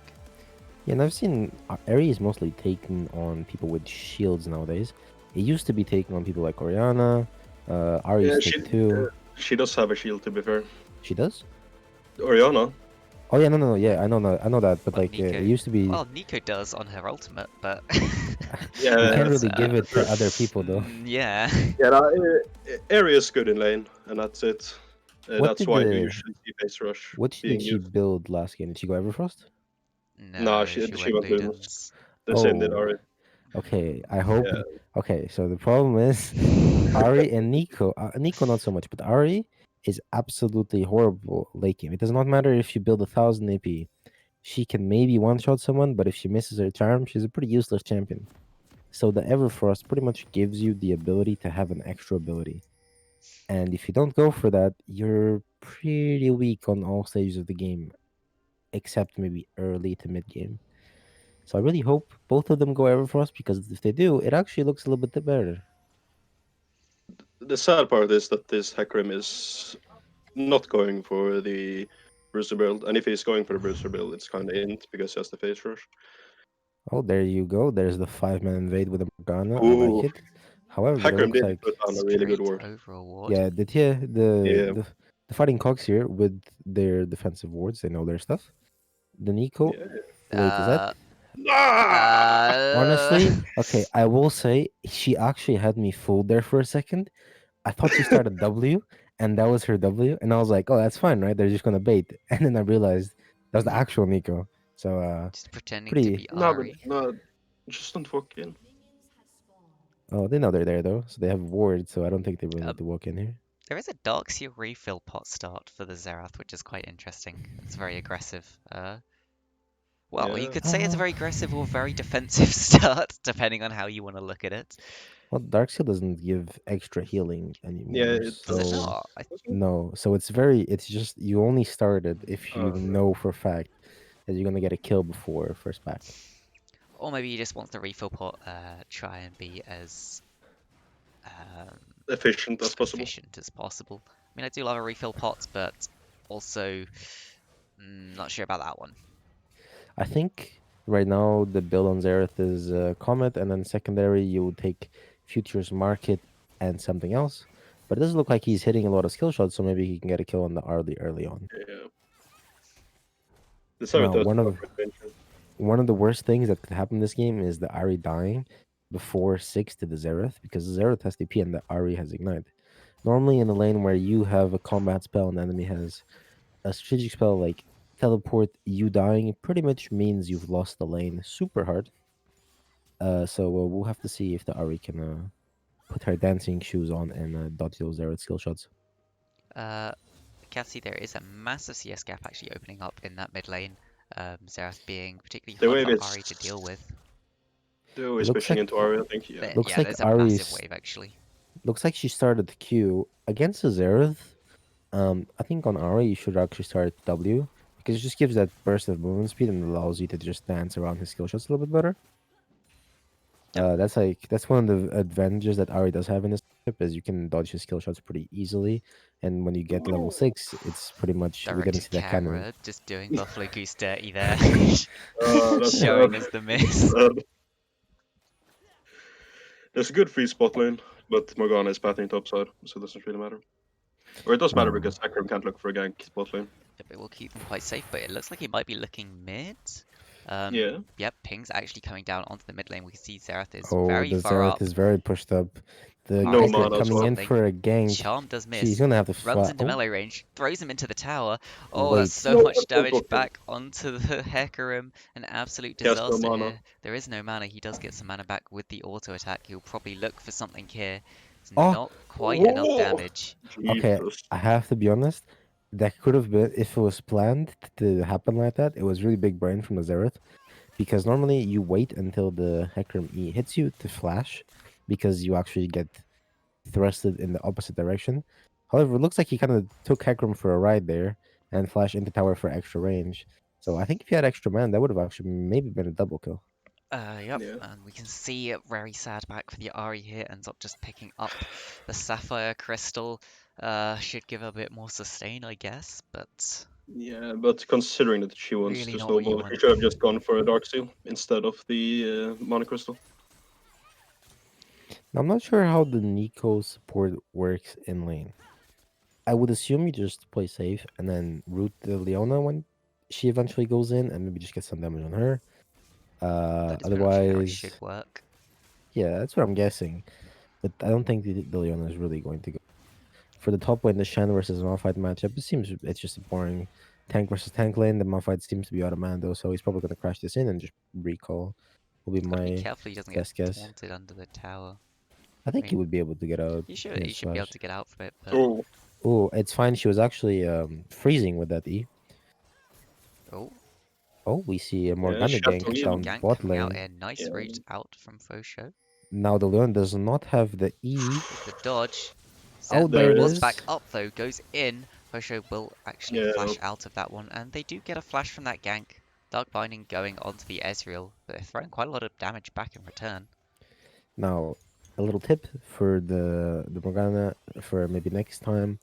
If you are ganking a lane like this and you have an ability that kind of secures you the kill or secures you at least a summoner spell blown, you kind of want to wait until the very last second to throw it to see if you can get that summoner spell. Because if you can get a flash and a kill, it's really really worth it. And I feel like they kind of threw their skill shots a little bit too early there. Yep. Yeah, if she'd waited for the Leona to E, or the Leona could even flash Q there, because she has a lot to follow up with the feathers from Saya and the Q from Morgana. I think that's a kill. Yeah, now this Zerath 40 farm 217 on the Ari. The Ari actually going back and getting herself a Sapphire Crystal, which you don't see every day. I Yeah, think she this just didn't have the Ari's gold at the time for anything more. yeah, this Ari is gonna Ah, have a little bit of trouble. I'm not gonna lie. This seems like a little bit of a doomed lane, but it looks like the Hecarim is actually coming in for a gank on behind. oh, Directed camel, please. Please. Now he doesn't have a lot of mana, and the Hecarim could actually try to. Oh my god, that was Playing so with close. fire there to just try and pick up what's left of that wave. Wait, does he have ult? He doesn't. Oh, okay. no. It looks like every time they gank this Earth, he almost gets a double kill. So maybe they need to wait until the Hecarim is 6. Yeah, the Morgana's been able to just free farm now, which is not good for TFC. Yeah, and She's another not very thing is far we're ahead though. 7 minutes in and the Zerath is already 1.2k. No, I can't do maths. 700 something gold ahead of this Ari, which doesn't seem like much, but when we're 7 minutes in, 700 gold is it's a good amount. I'm not going to lie. Very Yeah, from just last considerable. hitting as well. Yeah, from just last hitting and one Dark Binding plating. does go onto Yeah. Oh, Ezreal. He doesn't use the shift in Oh, time. We'll now try. that's the combo. He tried to yeah, hold on to that cleanse for just way too long. yeah. The Cesar just had the instant cleanse and he out. But there Oh, was really the CC there was really well layered by QNI. Unfortunately, there was not much you could do. the directed And camera is not nice to the top winners this game. yeah, No, every time there's a missed minion, we'll just take us up there to say, look, there's top laner missing a minion. Yeah. now the Fighting Cock's kind of in a bad spot right now because they have two carries which already don't deal a lot of damage in the Ari and the Ezreal, and they right now are pretty behind compared to the carries of QNI. The Ezreal Zaya not so much, but the Ari in the mid lane definitely almost one key behind of the Xerath. Definitely not the situation you want to be in as the carry for the team. The Leona hits the E, but it is only a Nico count. Yep, that does take down Aftershock for a little time. Not that much will come out of that. Dark Cyrex here is just getting a lot down. Ooh. Oh, the charm does come out, so does the stun. Flash forwards Oh, from Okay, Zero, the but a Leona going brilliant aggressive. route. yeah. Directed Direct the camera. camera, please. I mean, Look at nothing these top happened bot lane, laners. but Yeah, you just knew nothing would happen. They need to be more maybe ready the to just hold direct to Leona. camera, I think. I think the Leona just got a little bit Oh, they bored and try decided to and go in. stop the backs. They won't manage to do it. Now I remember seeing Nico support like a season ago, I believe she was played, and the one tactic that did exist with her is you go out of vision at the same time as your jungler is coming in for a gank, and you transform into your jungler. Oh Ah, man, you don't really Oh, want to back there as the RA. That's a little bit unfortunate. That's 2.5. Again, I can't really do maths. 1.5k behind on the mid lane for the RA versus Xerath. Seeming to be in a little bit of a rough spot here, but maybe the yep. Hecarim can get actually a return kill. Two Hecarim's, two horses, three horses. There's a big It's the Jesus. Ezreal ultimate Nico. coming up. Stun does go But are they going to down. be able to get a kill? They I think might the actually get enough onto for sure here to kill him. Shen Not blows quite. ult, but so does the Malphite. Malphite uses ult to Zera interrupt him. does go down. That's a 400 gold going into the pockets of the Hecarim. I feel like there are a lot of skill shots currently not being hit. And Oh, I've but said this before. Malphite is a Oh, bit out of the E position. flash of the Shen here. Hey.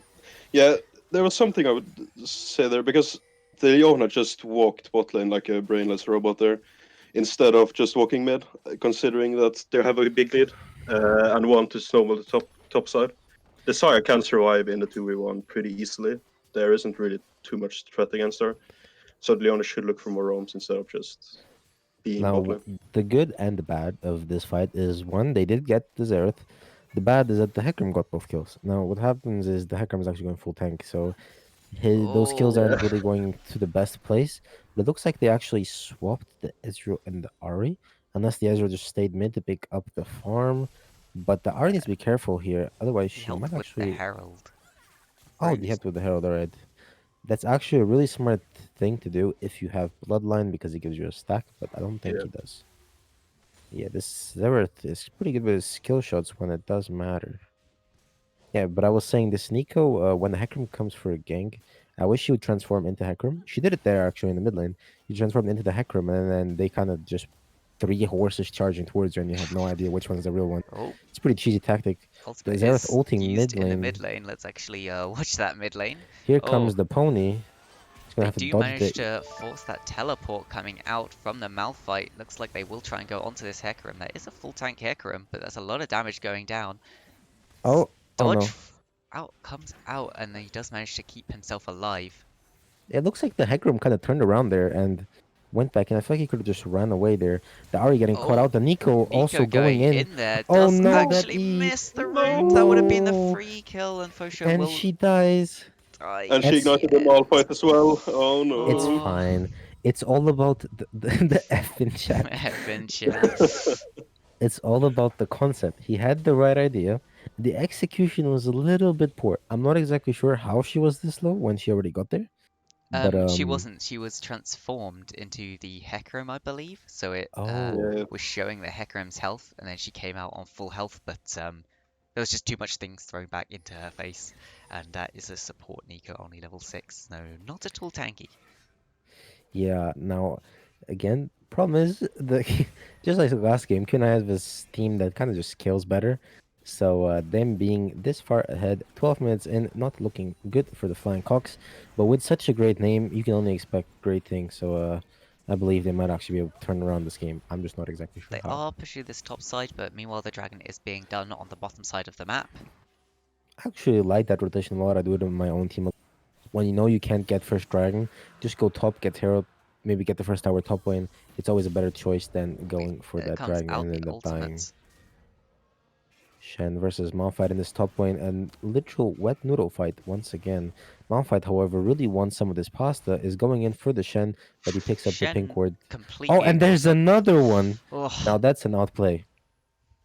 It could have actually been a better outplay if the Malphite placed down the pink ward just just before the before Shen. last, yeah. Exactly.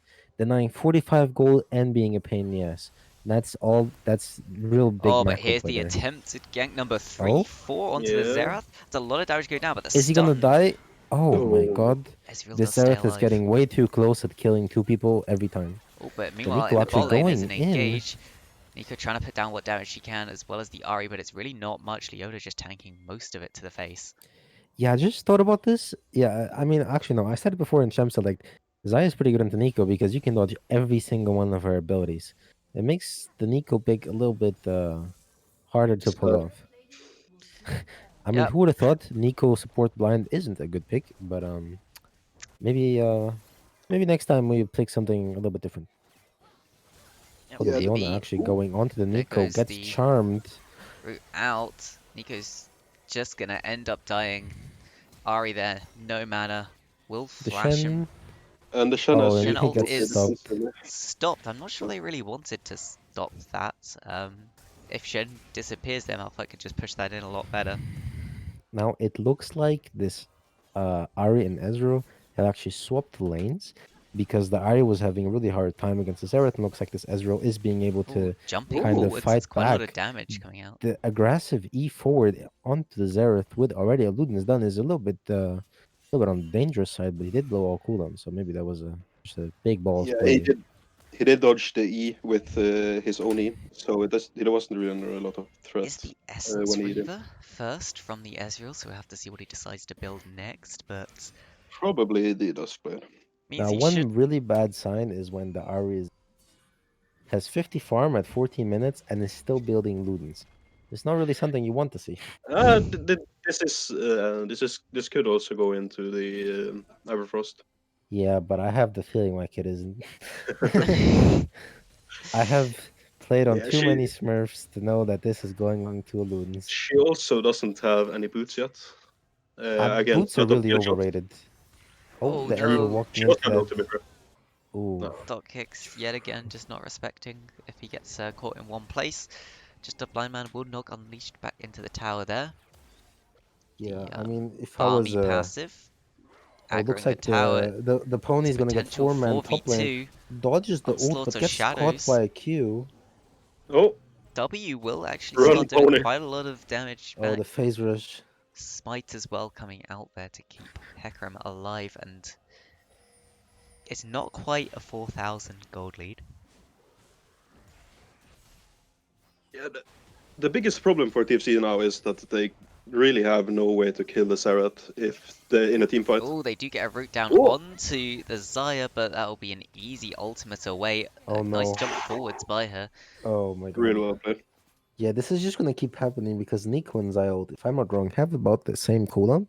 Maybe the Zaya ult's a little bit longer. So every Yeah, time she has it up, the chances of the Nico also having it up are pretty high. So they're just gonna keep trading ults like this, and I'm not exactly sure how they're gonna catch her off. But If they do it yeah, correctly, they can yeah, they line can. up the charm for when Xayah comes down from the ultimate, but they've not managed to really find that yet. Um, Yeah, I mean Yeah. Zaya really serving her purpose, right? Leona's just roaming around the map, leaving the Zaya alone. Zaya's not died yet, so she's indeed doing what she she should. bought guys, boots. I see a Kindle gem on the Nico. Oh my god. Is it Oh, going to be Everfrost? I think we might see an it must be. Everfrost. Now, I don't know how much the Everfrost will really do, but it's it's the right item. That's always Yeah. It's nice to see the it's always a adaptation. positive. Yeah. Now, Everfrost might actually be a super really good item right here because I'm not exactly sure how they plan on winning this game because they don't scale better. So what I would suggest is just ever frosting the Leona as soon as she goes in, and maybe just trying to burst her down. Oh, Oh, oh missed over no, the wall. holy. That's a lot of damage. That's Leona a lot Oh, of ultimate things. thrown out. Uh, it's mostly for flex points, really. Yep, just Pony flexing walking there. in. yeah, but the pony can't do anything because he has only got a camp tank. Yeah, I think he should have gone Trinity here. Maybe even Yeah, 100%. think Trinity is definitely the right Oh, choice here. but there's the engage onto the Ezreal. Xerath ultimate is being channel locking, shots coming out. The chains of corruption have gone down onto two, locking two of them in place. Rage Engage is going after Doc 6. The Gale Force forwards. Hecarim will try and get the CC down onto the Xayah there, but as you can see, Ezreal just Ooh. doesn't really do any damage with that Essence Reaver. Flash forwards will eventually take him out. Yeah, I mean, the problem with the Hecarim right now is he's building tank, which is bad one ahead, and also he's trying to peel for the Ezreal at the same time as also doing damage. So it's just too much to do for the Hecarim. Him alone can't really carry the game on his own.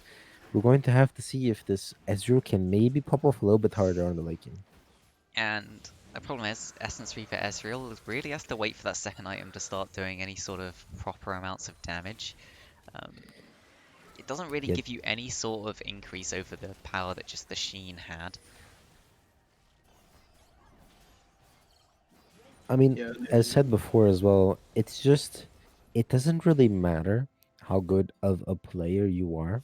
If your draft doesn't allow you to come back into a game, as soon as you're behind, it's Oh always no. really tough. Ooh, looks like the Ari just got annihilated by the CC lock of QNI. And a Leona with a flash good E forwards flash. into the ultimate. Doc Hicks will be taken out there, and QNI might just, or QNT might just choose to run it down to 5 down this bottom lane. But they will just I turn away mean, and take most of the jungle away. I'm not one to FF and solo queue. Actually, I'm always the annoying one to vote no. But this game, however, it might be looking a little bit doomed because I don't actually know what their win con would be. I'm trying to put myself into their pot here and thinking what would the comms be like? What would they be arguing about? Maybe try to fight for Soul and Flip, give Soul over, fight for Herald, maybe. I oh, Or for Elder, I mean. Like Elder is kind of the flip point that can save a lot of bad team comms. But in this case, I am not sure if it will work. yeah. Now the thing they should honestly do is everyone should save up to 500 gold. Everyone gets a pot, and they just has to run it down the dragon and hope for the best. Of course, that will only get them one dragon in the end. They will have to continue to do Yeah, it. but Unless they want to give over the soul and then flip it over the first elder. That might be a viable yeah, strategy for them. Gives them more time to scale up as well and maybe get the second item plus that part. the Uh, problem is that once they have the Ocean Soul, they can just run at Baron and play Baron dance.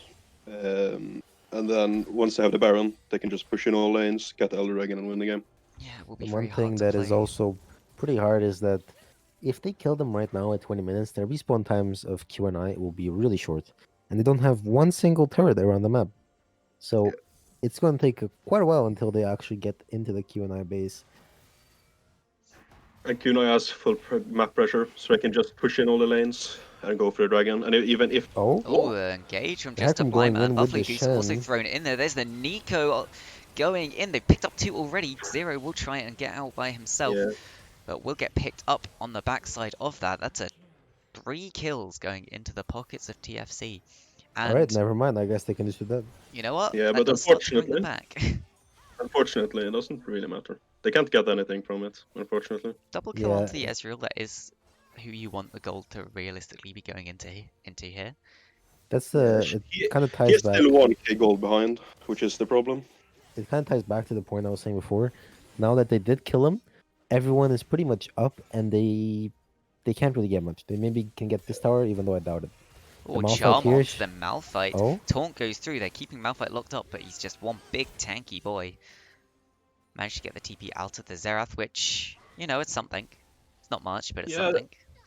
a 3 for 0, and they get 20% off the midland turret. So much Jesus. damage. don't walk into them. You have Oh flash. no. No. And ulti. No, he Oh. he did a Jensen. It's fine. He's saving flash for next series. The problem is that I'm fairly certain Q and I just go for Baron here. Yeah, this Yeah, is just Baron. And it is. Baron is probably not what you want to animate the team to have if you're the fighting cocks here. You'd have to Yeah, and imagine Uh, also 1 minute away from Seoul. They will have Baron. full map pressure. You have to imagine they can end the game if they get this Baron. They will get a ward into the pit, so the Miracle Steel could attempt to come out here. It is Nico and Hecarim together. Hacker doesn't have ult. No, he But doesn't have ult no yet. way into the pits unless you wanted to ghost around the side. Yeah, no. But hey, they will get that ward gold. Um, QNT should recall, push out all 3 lanes, and then just fall back on Dragon.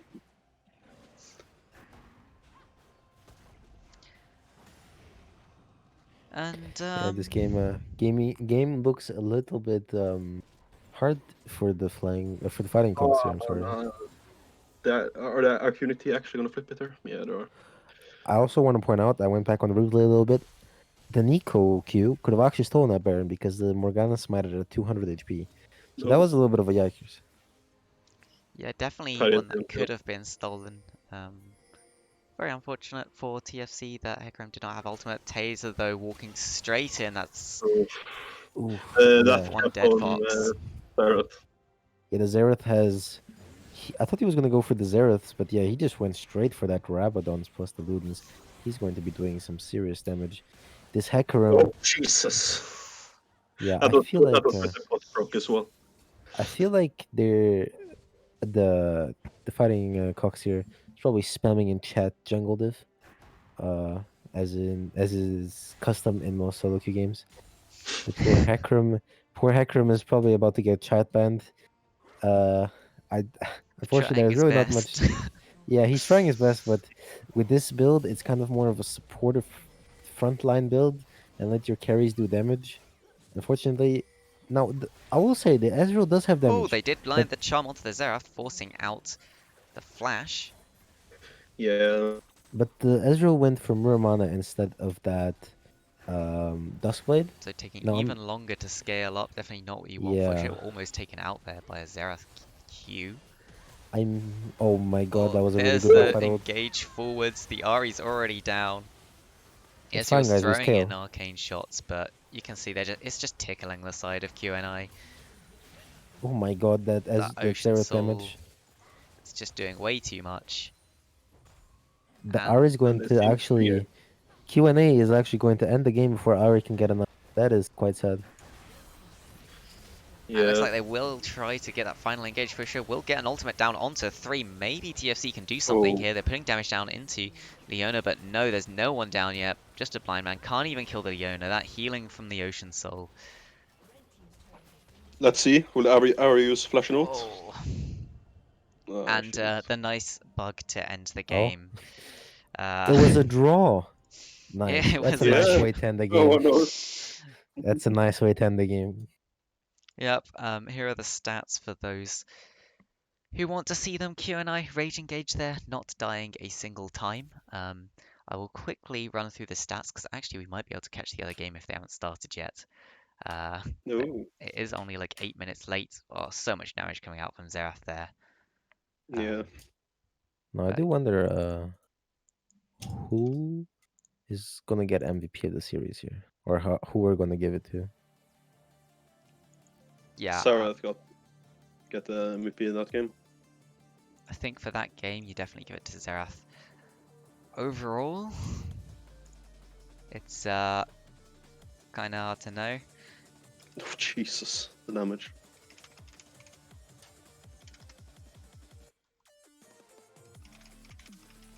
Yeah, I think Unleashed played really well both games. He did his job game 2. Game 1, he kind of just ran away with the side lane. But the second game, Azerath was really good. Got focused a lot early game and just turned it around every time in a 1v2. Let the Morgana just free farm in the jungle, so she could just perma farm and become like a damage and utility monster later on in the team fights. So I think Dark Xerix should get the MVP. Yeah, I think I only saw a little bit of the first game, but from what I saw, both games, from what I did see from both games, I think the mid laner is probably the one to get the MVP this series. I mean, at least definitely the last game. Yeah. He is almost killing both of them every single gank. Not what you want to see. A little bit sad.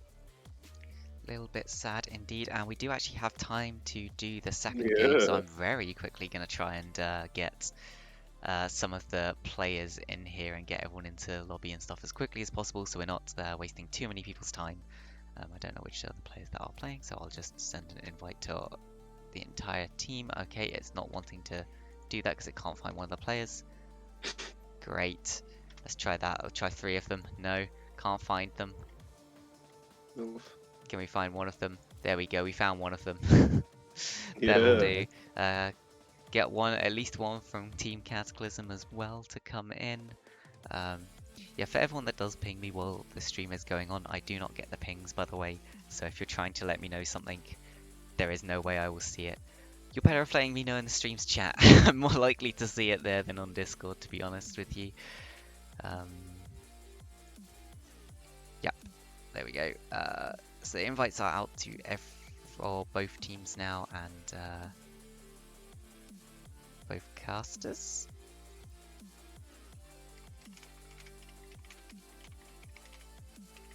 Blue, are you joining? Yeah, I can join. I can only join for the first game, but I'll be joining. Yeah. Cool, I think you should have the invite. Yep. Oh, there you go. Yeah, sometimes it's a little bit delayed. Yep. Okay, so we will have this Lagoon game between Paper Squad and Team Cataclysm. Paper Squad so far did lose their first series up against Arcane Academy Flash, who are the highest rated team in terms of ranks in Lagoon. And they're up against Team Cataclysm, who did tie their first set of games. I can't remember who it was against. I think, was it against Silver Phoenix? Maybe? Oh yeah, I think it is. I can check. Now, what league is this again? Is this the river one, or was that This is coming up is Lagoon. Lagoon, the Okay, middle Lagoon, one. alright. Yeah, they play against Silver Phoenix. Yep.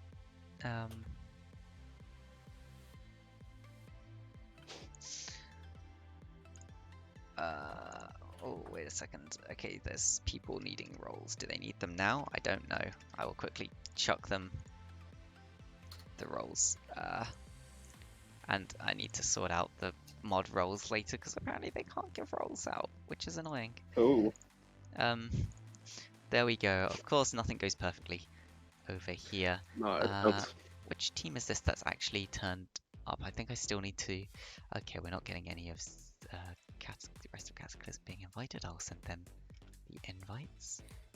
I have to point out, I like the fact that a lot of them have the same initials in their IGN. I tried to do that for my team, and I get called a slur, so it's some hard times. Yeah. I could somewhat understand that if you're going to be a team that's playing together quite a while. It's quite nice to have that first thing, especially now that club tags still working, or did they remove them already? I think They removed them. They didn't removed them. they? Yeah. You can have something like a club tag, I think. What is it called again? Supporter pack, something like that. You can buy the team's logo or something close to that, Yeah. and then you can have kind of G2 or Fnatic in front of your name. That's about it. Yeah, Prediction payout on someone in stream. Oh, asks. yeah. Good reminder there. Trying to do too many things at once. QNT one, yes, they did. Make sure I actually put the right one there. Yeah. We're making money today. Money. I have not lost. Money. I have not lost a prediction. Every time I'm casting, I've gotten it right. So, you know. Yeah, I've lost one. Yeah, that was your fault. You know what? I got so sad. Oh my god. Before I even see draft or anything, and really not knowing any of these teams, I'm putting all my money on Cataclysm. No, I hope they fuck up draft. Cataclysm are a team that was here last season. They were, I think, top 3. probably second favourites, but did get beaten out by Team Bruv. All right. In the semifinal. In Semi-final. I'm investing all my money into Cataclysm. I really hope. Don't- Cataclysm, I gave him the wrong thing. Yeah, okay, I'll fix that. Whatever. You just gotta give me a second.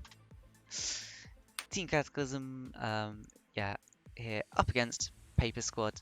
Guys, feel free to start the draft as soon as both teams are ready. How about stop moving? I want to copy the link. Jesus. No Nah, copying the link. Jesus Christ. But yeah, I wonder if we'll be seeing another Nico support. Oh, I would love to see it. It was entertaining for sure. Some spice. hopefully not as a blind pick next time, and hopefully not with Leona still open or something that's quite easy. Will be quite easy to engage onto it. I think Um, most champions can easily engage onto Nico. But I you know, mean, enchanters can't. Oh, yeah. But you can't ban out every engaged support. That's impossible.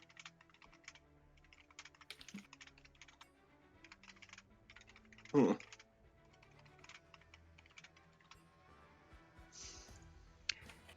I can see there's nice words going between the two teams in chat. Yeah, so it does look like QNT or QNI, whatever you want to call them right now, are favourites probably to win the River League after having had quite a dominating win over TFC. And Yeah, no. I believe in the TLH magic. Not gonna lie. TLH Magic. Oh yes, we'll have to see.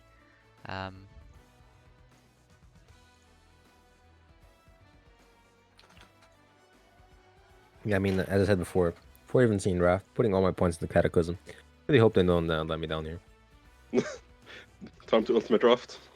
Ultimate bravery, I mean.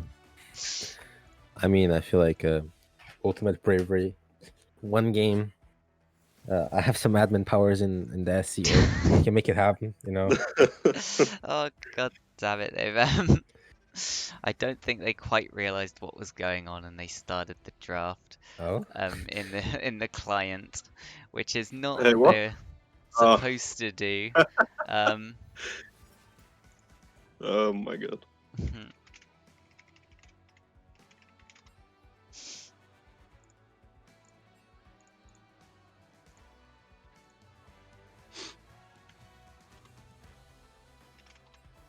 so since you guys both know these teams, I suppose, Oh, what would you say as what would you predict here? What do you think is gonna happen? I know Cataclysm has a really good jungler. He was probably one of the best junglers last season. I mean, he is D4 compared yeah. to everyone being gold or low plat. I think it is a little so- bit. I think the draft should be based around that. Team Paper Squad wants to shut down the potential of their jungler, while Team Cataclysm wants to build a draft around their jungler. So we'll have to see. So both parties wants to have strong pushing lanes so they can help the jungler out. and we do we move have seen many straight games. into draft. Nautilus being banned out. It's a very common ban at this point in the lower leagues. Oh, Cillian ban. Now, obviously they know something that we don't quite know yet. I haven't looked too much into both of these teams. I didn't really get to see Lilia them ban, play much That's last surprising. time. Now, Zillion, I think Zillion is actually going to slowly come back into the meta, as the mid lane is mostly not so much about the carries anymore. It's mostly about supportive mages, and I think Zillion is probably one of the best ones. So maybe there's Zillion playing an enemy team, and they would ban it out. The Rammus, I have seen a couple of Rammus games, and he does look like a little bit scary of a champion. What? Maybe I He understand it. feels so weak. And Like, Hacker. it's definitely a nerf, the change they made to Rammus. You can look Nah, at his nah, win nah, rates. They actually I'm not reduced sure. by quite far. He can I- jump. He can jump. Yeah, he Come on. can jump. Yeah, and he I mean, can and jump. His taunt's just shorter, and he does way less damage. Like, but he can jump, Okay. guys. Okay, He can go into a ball and jump. That's all I care about. true. This is, I mean, the jumping mechanic is kind of it's I pretty love another the new champion mechanic, that can but jump. it's just. There we All right, go. for They the rest heard of the about bans, jumping. straight onto the Tristana. Nautilus, Lilia, Hecarim, pretty good bans. Hecarim maybe not on blue side, but it looks like they were prioritizing the Tristana, so it does make sense in the end. Tristana can go mid or bot lane. Mostly does go on to the mid the lane. Jinx. The Ooh, Jinx, give me the all worry. right. Okay, that's Jinx Jinx fresh. fresh. Really strong, really strong. Looks like we have another one of those just normal drafts. I expect to see an Orianna, a Volibear, or a Deer. Karma and Seraphine are still up. Should be said. Yeah, a lot of people are actually going away from the Seraphine because the champion is just that boring to play. As I say that, they pick the Seraphine. Yep. I mean, she is boring to play, but she is just that broken that it always kind of makes sense to pick her. She can also go in 4 lanes, which is kind of stupid. Again, Just like Karma. we can't forget that this Tristana can go mid and the Seraphine can go AD carry, support, or mid. So it's a little bit of a flex pick fiasco going on. If it's a good I expect maybe an Udyr. Maybe Yeah, you'd think they'd block their jungler here with so many junglers taken out right now. You don't want Cataclysm to be able to ban out 2 more than pick a 3rd one. No, I personally, what I would do if I was a PS here, Paper Squad, I would go with an Olaf. Oh, Skarner. Skarner, They all want right. Skarner a bit more CC, a bit All of right, that front line so for their team. yeah, right now they have not enough damage. I'm kind of hoping that this is a Seraphine support and they pick something along the lines of a Victor mid maybe to just burst the target that Skarner pulls with him. Volibear. Yeah, the Volibear. I mean, it's a normal. It's just the normal junglers that we see most of the time. The Jinx is either going to have to go cleanse or pay the taxes to the Mistress Skarner by buying herself a QSS. You can't cleanse Skarner. You can't. It has to be No. QSS. Yeah. Yep. Oh well, I guess you do have to pay taxes anyway. It's so sad.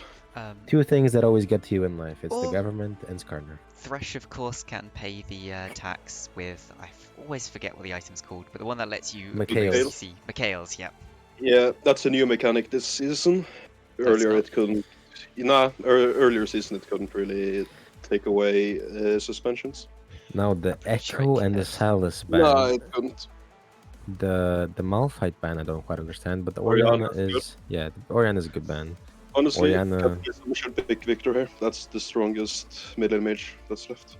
I would say so, but I think they could also pick a Karma. Yeah, Karma could be decent as well. Yeah, but there's the Victor. Yeah, we'll just go towards the Victor. They're just going. They're going with the standard meta comp right now. The Paper Squad's comp is also pretty meta. If I had to guess, give them either GP top would be really good this game. They could go for an Urgot. Urgot wouldn't be horrible. It's just a little bit hard to get out on Jinx. Maybe let's see who else. They could flex the Tristana mid, and they could pick a strong AD carry, something that can maybe try and punish the You have a good Jinx, point. If they pick the Tristana mid and pick a Varus, then it's a really good call. Oh no! No. Oh, Paper Okay. Squad here stepping up. I forgot Paper Squad's mid laner does love the assassin picks. So this is coming from a former LeBlanc one trick. I abused LeBlanc to Diamond 2, and this is what I found out. She does not, and I repeat, does not work this season. She does not work with the new item changes. Yes, you're still, your old self if you get really ahead, if you get those items. But if you get behind, I have seen cannon minions do more damage than LeBlanc. So, and the Victor isn't exactly a good matchup into you because you will always have blast damage because he always has that shield. And if you mess up... if Cataclysm picks Cho'Gath here, it's actually doomed for them. Yeah, I mean, if LeBlanc jumps in, she gets silenced by the Cho'Gath. She's so squishy that she'll probably just get jumped right away. I think I want to see a Cho'Gath. Sion could also be decent there. Just any good any tanks. front line. Pretty much. Cho'Gath is probably the best option, but Sion gives you some engage options. Well, no. Actually, the Garen's not even... I don't even hate that Garen that much. It doesn't bring any more CC, but Garen can just frontline, can just stand in front of that Tristana, make sure she's hitting him instead of the Victor. I mean, Jinx. the problem is, I don't think Paper Squad's combo is horrible. I actually think it's pretty good. You got the really good combo with Seraph and Tognar. The main problem is the LeBlanc. The LeBlanc isn't Yeah. consistent damage. It's a burst assassin that needs kills to get that burst damage. Otherwise, she just doesn't do enough damage. And I hate playing LeBlanc into the new changes on Jinx because her range is so big that she actually 725. outranges. Yeah, she outranges your W. So you have to be in front of her, like up close and personal with Jinx to bring out your combo, which might make it a little bit hard. However, if you're a really good LeBlanc player and can get those flanks, you can. If you kill the Jinx, then TC doesn't actually have that much damage left. So maybe it actually does work. It's really all dependent on how well you can play LeBlanc and how much of a lead you can get early on. Now, Paper Squad do have a let's all jump forwards sort of comp, and it will work quite well with the Seraphine able to just chain her ultimate through her own team jumping forwards and the entire enemy team to set up. Oh, Set up that CC. 2 people left. Yep, 2 people left. I think, did they mispick something? Did they Did Maybe. they hate the LeBlanc that much, or? Yeah, I just said she left can off be the a game. red. She can be a red, guys. Come on, you don't need to leave the game. If she can get a flank, I actually think she's pretty decent. Yeah, the thing is, Paper Squad has the Seraphine factor, so like they can win anytime. Yeah, one big ultimate that catches onto Jinx, and you know they've got 2 carries that can jump forward in the Tristana and the LeBlanc, and you can hook one of them with the Thresh. You can't hook both. I suppose you could flay them out, but that's still going to be a lot of damage going down. Big wombo combos potentially from Paper Squad. Both teams have a certain combo or a certain champion that requires that is good or bad depending on how good people are with them. So the Thresh is a really good champion if you can hit those hooks, because then you're just such a big threat. And El Blanc is really good if you can get those combos off cleanly and can get those flanks. Otherwise, if you... Thresh is more. Yeah, I mean Thresh always has value, right? You have your Flay that is always usable. You have your Lantern for peel. LeBlanc, I can see why you would pick it. I kind of get it. I like the LeBlanc into this team. It's not horrible as a LeBlanc main. It's just I feel like there are such better picks.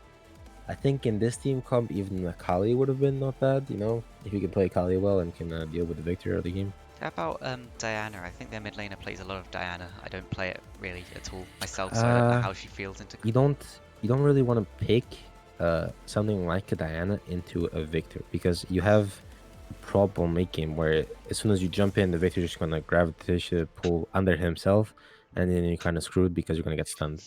And Akali, on the otherwise, she has one jump towards you, and then she has an E to reposition again. It's really, really hard to lock her down, especially because she has Shroud afterwards. So Akali might have been good. Of course, you could have picked Orianna a little bit sooner. Orianna would have been really, really crazy in the Paper Squad team here.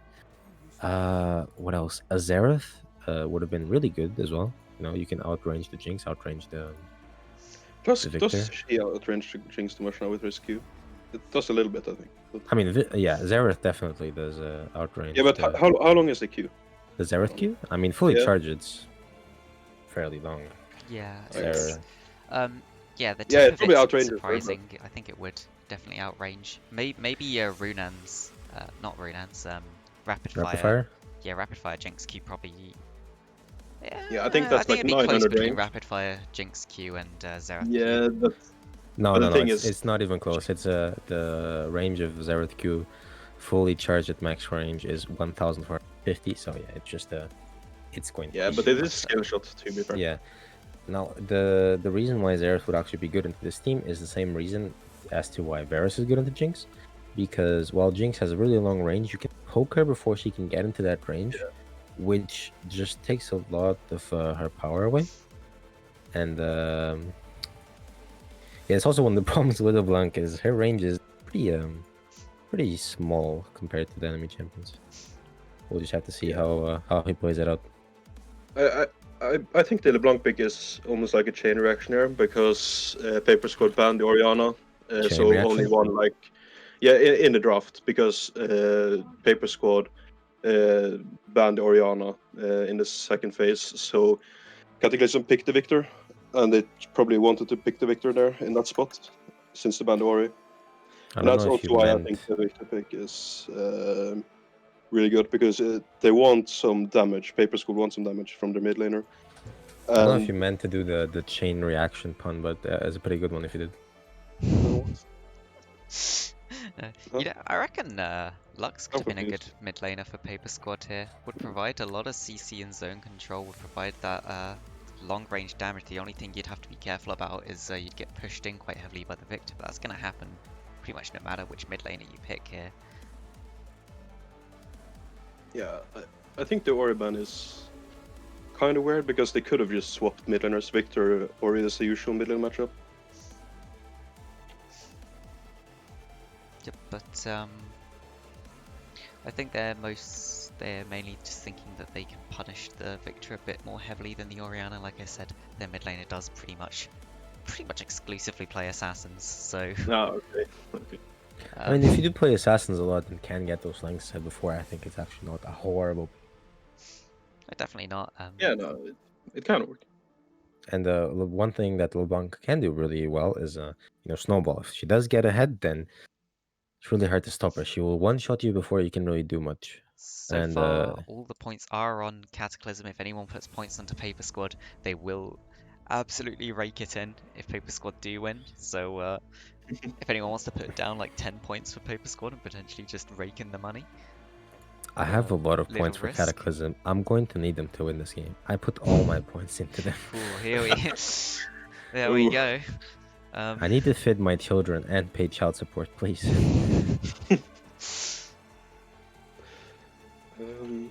But we do still have a little bit of time on the spectator delay. So we've got a while left. Towards this early game, I reckon you probably end up seeing the Volibear win a 1v1 with the Skarner, wouldn't you? So do you expect Volley to try and abuse that at all?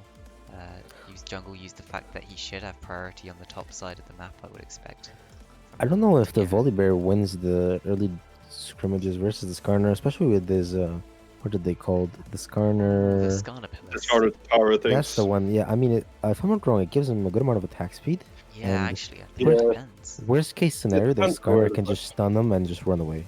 So it's a little bit hard. I don't think you can really kill him as Volibear, but you can definitely make him back, which will slow the Skarner down a lot. Yep. Yeah, I'm not really sure what else there's to talk about about these two comps. Yeah, there's a Garen in this game. There is a Garen in this game. So actually 100% pick ban rate so far today. that is true. Garen OP on Fridays, clearly. 100% pick ban. We'll have to see whether it's 100% ban win rate after this game. Will Cataclysm be able to pick up this win against Paper Squad?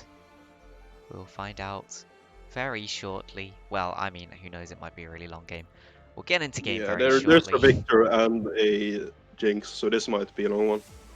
As we get into the loading screen, is there anything that you guys spot here which is particularly strange to see, or you want to point out about either of the two teams? The Volibear Straight with the into press of the game. attack. I can I see. think it's I think usual. I've seen it though, right? It's the I think it's the most used one, because you want the dueling power. The phase resist isn't as important because you get a lot of movements from your Q, and usually max Q in jungle. So, the bot lane of Paper The Squad. decent tempo on Jinx, you sometimes see the Conquer because it's better late game, but you want some more lane influence against the Tristana. Makes sense. How do you feel about the summoner combos from the bot lane of Paper Squad? We've got the heal on the Seraphine and the cleanse on the Tristana. Yeah, that's good. Because Seraphine builds items that makes heal stronger, so the heal will give more HP overall. And the cleanse is really good against so much CC on enemy team. There we go. We do see an invade coming out from the side of Classicalism right now. Yeah, Very they classic have a invade Thresh. path down the bottom. Wasteland might be a little bit caught out here. Should see Oh, Cataclysm. Puts down a ward as well. Yeah, Puts that's down a really well ward. The played. ward won't be spotted, but looks like Cataclysm will just. honestly, I love that Volibear skin. It might just be one of the best skins in the game. Just The Yeah, seeing, yeah. sound effect is yeah, Yeah. like amazing. when just seeing the Volibear go on all fours, turning on his sirens and chasing you down is Oh, legitimately scary. it should have been like illusion or recommend for Oh, you can't say that. I might be cancelled now. I Oh guess that's fine. no. It does look like there will be a trade with both junglers starting the enemy red buffs. So we might end up This seeing a is split map. Yeah, I mean this this looks is pretty normal, good. right? This is pretty good for Cataclysm because the Tristana wants to snowball the lane, and she can't really do that when the jungler is spot side. Both will No, are steal they away going each to other's raptors. Are they going to vertical jungle, or Yeah, what are they they will going to do? probably vertical jungle. Yeah. So that means that Jinx Thresh lane is pretty safe. Can't really get punished by the Tristana, which is stronger early game compared to the Jinx. Now, I don't know how I feel about the Tristana Seraphine lane because I feel like those two don't quite complement each other as well as they should. Well, post 6, Tristana Yeah. can jump in to give Seraphine that extra ult range. Yeah, But but I apart feel from like that, there isn't too yeah, much combination But they there are can do. just two really strong late game champions, Oh, so I waste can see that yeah. why. phase checks Red Husky. They're trying to put a lot of damage down here, but Red Volibear, Husky's taking a He has lot of no damage clue. in return, Volibear slowing question down that mark? clear a little bit. Yeah, but as previously stated, the Seraphine and the Tristana, Seraphine early game is actually really weak now because of her wave clear nerfs and her mana nerfs as well. So we'll have to see how they play this lane out. The Thresh Jinx is just Oh, this could scary. be a Oh, dive. Engage in the mid lane. Ainsley will have to try and This walk out and is throw, but there's a also a dive dive button, yeah. coming in towards the bot lane. A wait, is flash this an away actual from Wasteland dive? will keep Oh, himself alive. That's the double root going Oh down. no. So much damage being returned. no! Thresh flashes out. The Oh, heal will just keep Oh! him alive. So much damage But being put down. Very clean.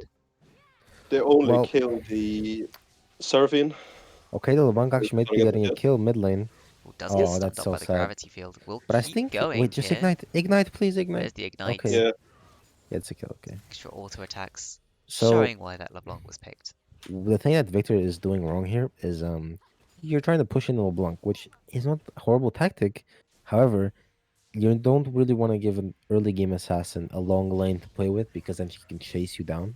Yeah. So normally what you want to do is you kind of just freeze the wave under your tower, or you build up some waves and then crash them all into the enemy tower, so that if the LeBlanc does go in on you, there's so many minions that you can actually turn the trade into your favor.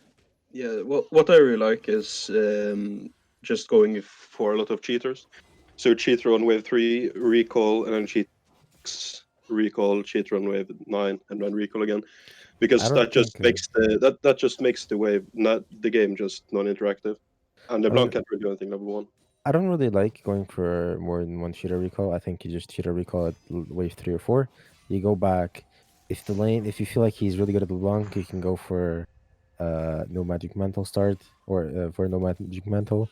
You can also maybe go for a I don't know a corrupting potion as well. And then you kind of just make the LeBlanc's life a little bit hell by forcing her to use abilities on the minions and then slowly drain her mana pool. It's actually really low. Some people don't understand just how low the mana pool on LeBlanc is. Yep. We see despite only one kill being traded on either side, there is about a 700 gold lead here for the side of Cataclysm. Mostly from Yeah. sharing that first blood, and also in that bot lane, the vertical Oh. jungling really helping out the Jinx Thresh lane. Jinx has almost a 700 gold lead.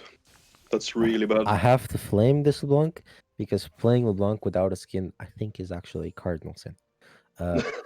It's so hard to farm on that champion without a skin that I'm honestly kind of surprised he has 29 But farm. there is an engage in mid, chains are going Oh, down, we'll jump back to dodge the Nice gravity trade. well, but yeah, if you're gonna gravity well when the LeBlanc jumps, you have to do it instantly so she can't just wait to chain up. The Garen has a freezer if it just tints the wave. and that is 6 on LeBlanc. She will just keep bullying this Victor. Oh, You should never QR on LeBlanc yeah, before no. level 11. So the combo until level 13 is hitting 2 chains, because that is your max damage combo and also locks them down for a long time. Yeah, you go At score. level 13, once you have the full points into Q, you can just walk up to people, QRQ, W on top of them, maybe chain, but most of the time they're dead before. Before that, you want to not QRQ because it just doesn't do that much damage. But in that situation, I get it. Kinda. I feel like she could have gotten those double chains off, but Yeah, maybe it was just a little bit more complicated there. Wants the consistent damage, more consistent damage that Yeah. Q will provide. Now this is the second mid I actually see starting with a dark seal. I don't. no, she started That with wasn't the the crafting first. potion. Oh, Yeah, with first back just was the Dark okay, Seal, that makes sense. Yeah, So he went back with a dark seal and a a sapphire Manic crystal. Crystal. That's a little bit of a weird back. yeah. That's 350, another 350. That's 700 gold.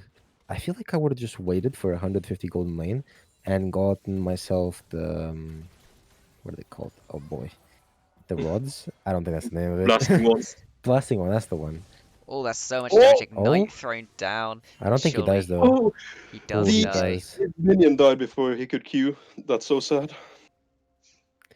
Yeah, I mean, it's I guess one of the advantages of Blanc right now is no one really playing her, and if you don't know what to do against LeBlanc, LeBlanc is a really scary laner to lane against. Yeah, not.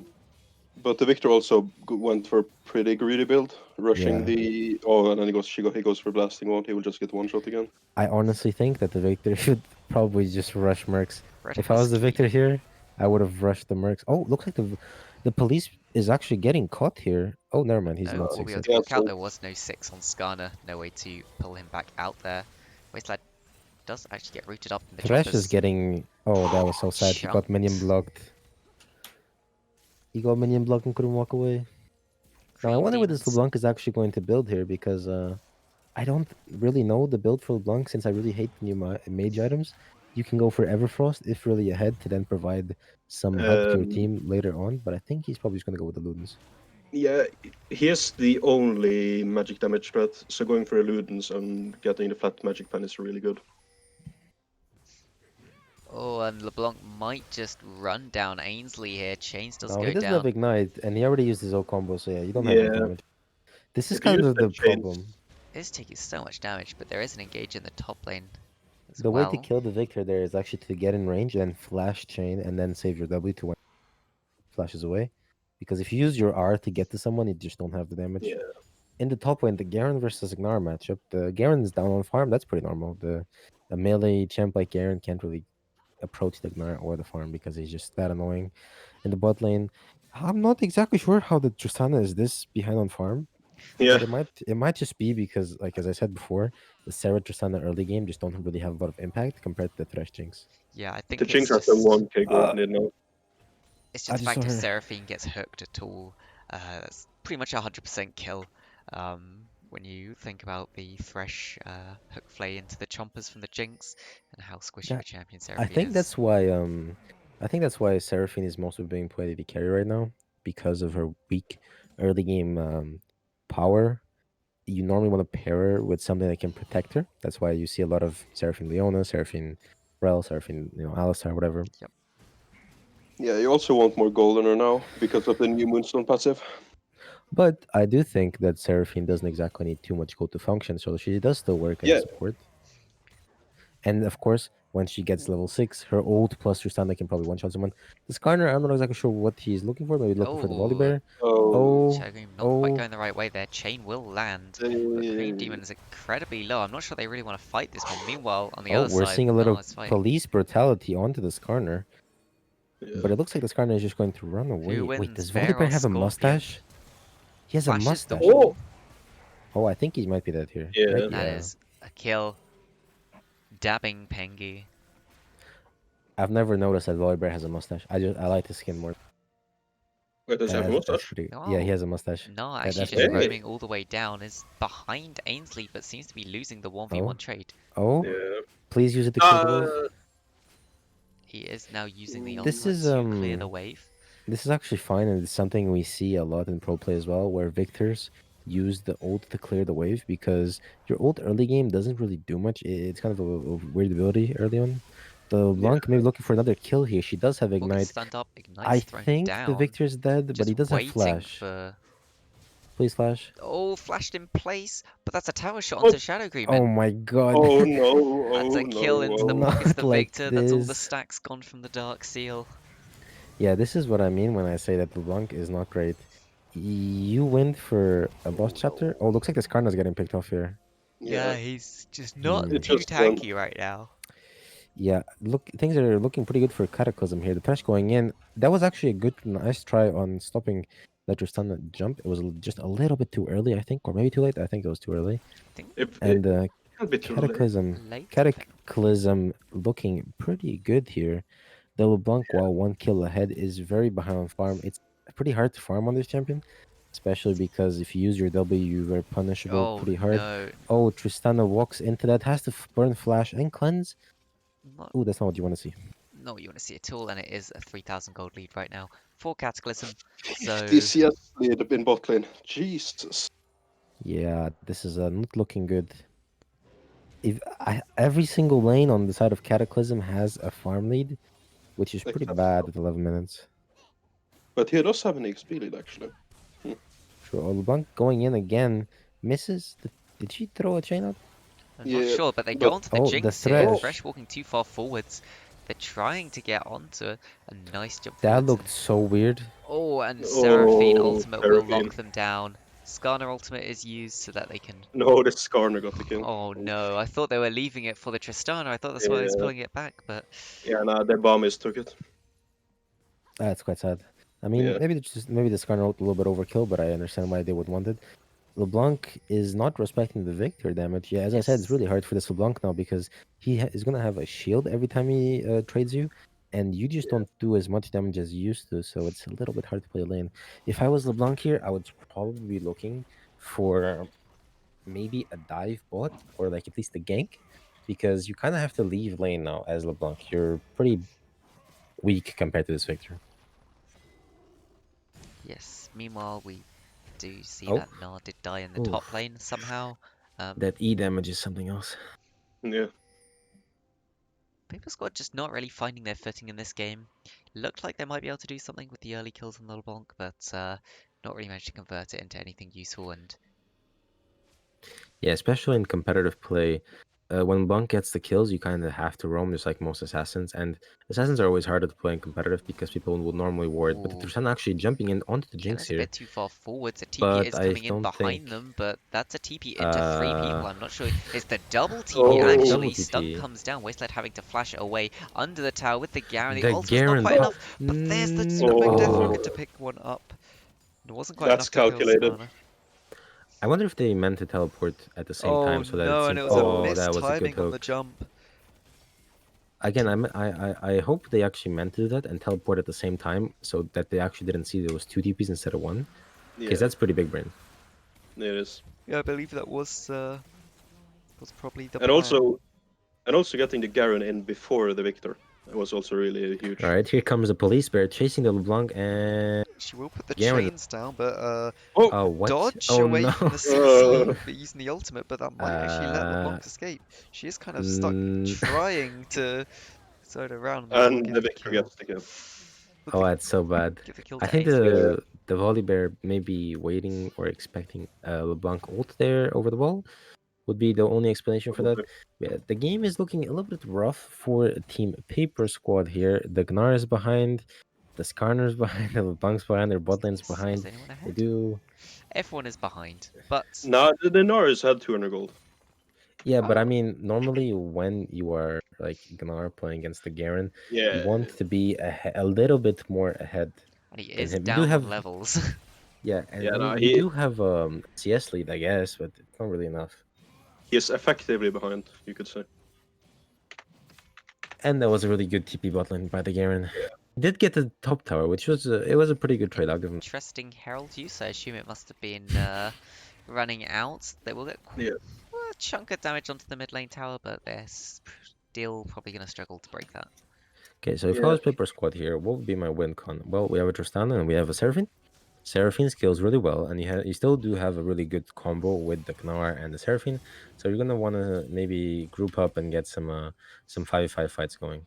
As though Oh, Blanc needs Ainsley's to. found no, but he will Oh, just use the ultimate to get him out. I think Tristana yeah. this not on Victor is full very boots big. yet. Oh, Oh Flash yeah, he's dead. forwards will Oh just no. walk Okay. down this Tristana.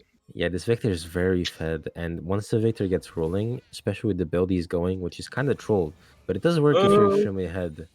I think Kind of works. he's the only AP damage on the team. So again, the flat pan from the Ludens and also from the Magic Pen boots. You have to go Magic Pen boots when you go Ludens. Yeah, yeah. It's really effective. What I mean is mostly the tier. If you are going the Ludens build, and against this comp, I would have actually not gone here, just so you can rush as much damage as possible. It's more about how well you can manage your mana in team fights and really get those abilities that count and not just spamming them. He did build As here after the first spec, so I can see why he has it at least, just for the early game. yeah, I mean, if you have problems managing your mana, it's to go with here. It's just normally you wouldn't go for it. Looks Yeah. like yeah, Team Oh, Paper Oh, Squad but losing a here's lot of the objectives here. gee. Oh, here comes the police. Oh, Where I did the see trash just come from? What? the four-man charm from the Seraphine, but it's just not yeah. really going to do anything. Meanwhile, Oh, Oh, Rolling looks Whistle, like the Gnar? Victor. Oh my god. that is a Jeez. big shutdown into the pockets of Gnar. Yeah, unfortunately this on Nor, so it doesn't really do anything. He will be able to side lane a bit more effectively against anyone that he comes up against. He is building tank now, so.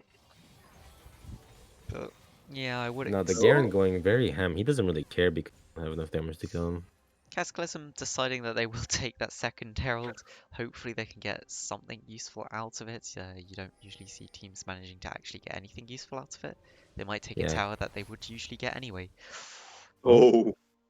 That was the Yeah. If people don't know why that happens, like maybe last season, someone Riot actually added a patch where if people interrupt you while you're in the last 0.75 seconds of your recall, the recall goes through anyway. So if you ever wonder why that happens on solo queue so much, that's why. In that case, that's also what yes. happened. Now the LeBlanc picking up the Luden's Echo, she does have you get a good spike on LeBlanc when you get that Luden's Echo going. So we're gonna have to see if she can get a pick or two going and maybe snowball into the mid game. Yeah, still not finished those boots. Unfortunately, did lose those Dark Seal stacks, but maybe with the Ludens we'll be able to start to turn it around. There is a I mean, massive gold lead right now for the side of Cataclysm. It will be very hard for them to come back oh from that. no, Oh. that's a dick move. Yeah, no, Come on. it's a story of the game. I mean, Cataclysm is so ahead right now that they can literally just walk into the enemy jungle and take whatever they want, really. Yeah. As we can see, and oh no, I don't think he got the cannon. He only A got lot of 42 cannons, gold. a lot of cannons being sacrificed here. Yeah, I'm not too sure about the ruins on Jinx. There is only like one true melee champions, so I think the Raptor Fire Cannon would have been more effective, but it doesn't really matter at this point. Or even Phantom Dancer, maybe. Yeah, Phantom Dancer could be decent as well. Looks like Team Paper Squad is not going to contest this dragon, which I really think they should because the LeBlanc right now is as strong as she's probably going to get if she doesn't get a couple more kills. They have 3 dragons on Team Cataclysm, Yeah. and normally a strat is there's actually a strat where you give 3 dragons when behind and hope that by the time 4th dragon spawns that your item lead will help you win the fight. But in this game, I don't think it really matters. Looks like the Oh, there's Seraphine's actually multiple getting fights dove. going on, but in Oh, this Gnar bottom getting the lane they do get Victor. onto Please give Victor. it to really the well. Please give it to... give it Yes, they do give it give to it to either LeBlanc. Tristana in Oh, the end. Nice. Meanwhile, There's the Seraphine mid did lane. manage to live in the mid lane. Cream Demon here might be in a bit of trouble. Will knock himself over the wall with Garen. Use that extra move speed and the slowdown to get himself out to safety. Now Tristana's gone for the Gale Force, and because of that, I don't see any real way anyone kills the Garen and the Volibear in a team fight. I guess they're kind of just going for the Skarner. Kind of his job is probably just going to be to hook the Victor or the Jinx. And with the Gale Force, Tristana has a lot of burst damage, so maybe they're just going to try to one-shot whoever Skarner hooks first, and then just hope that they have enough damage to deal with the Ooh, rest. the hook goes Oh, wide, and this is Oh, the chance for Paper Squad's carries to go in. but they do get stopped by the Yeah, chompers. that annoying locket, that item seems really, Yeah. really strong right now. It's super annoying to play versus it as really any assassin, especially Ainsley is LeBlanc here. behind Or them. Rumble. This is the Oh 2v3. man. The hook goes wide Nah, yet but again. They oh might no. just be able to pick up the Oh Thresh, but Aftershock keeping him alive. Jesus. no, Meanwhile, that there's a was fight in really. top lane, the 3v2, this time in Paper Squad's favor. Oh They are trying Nar. to go onto the Yeah. Garen. They picked one up. But the Nars are getting all the shutdowns. That was anti-synergy down bot lane because the Tristan actually ulted the Thresh away from the LeBlanc double, which was really sad to watch because the Thresh would have died there. Yeah, they would have at least got something back. They do pick up the 2 kills on top of the map, so overall, Yeah,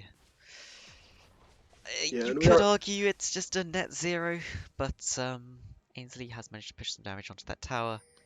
we are And 3 minutes away from the fourth dragon, and Seraphine doesn't have Moonstone yet. This is quite Yeah, a and big also problem. I think a good rule of thumb when looking at drafts like this is that you have to think if you're a squad that wants to scale up into the late game and you go even, literally in any fight, you won the fight.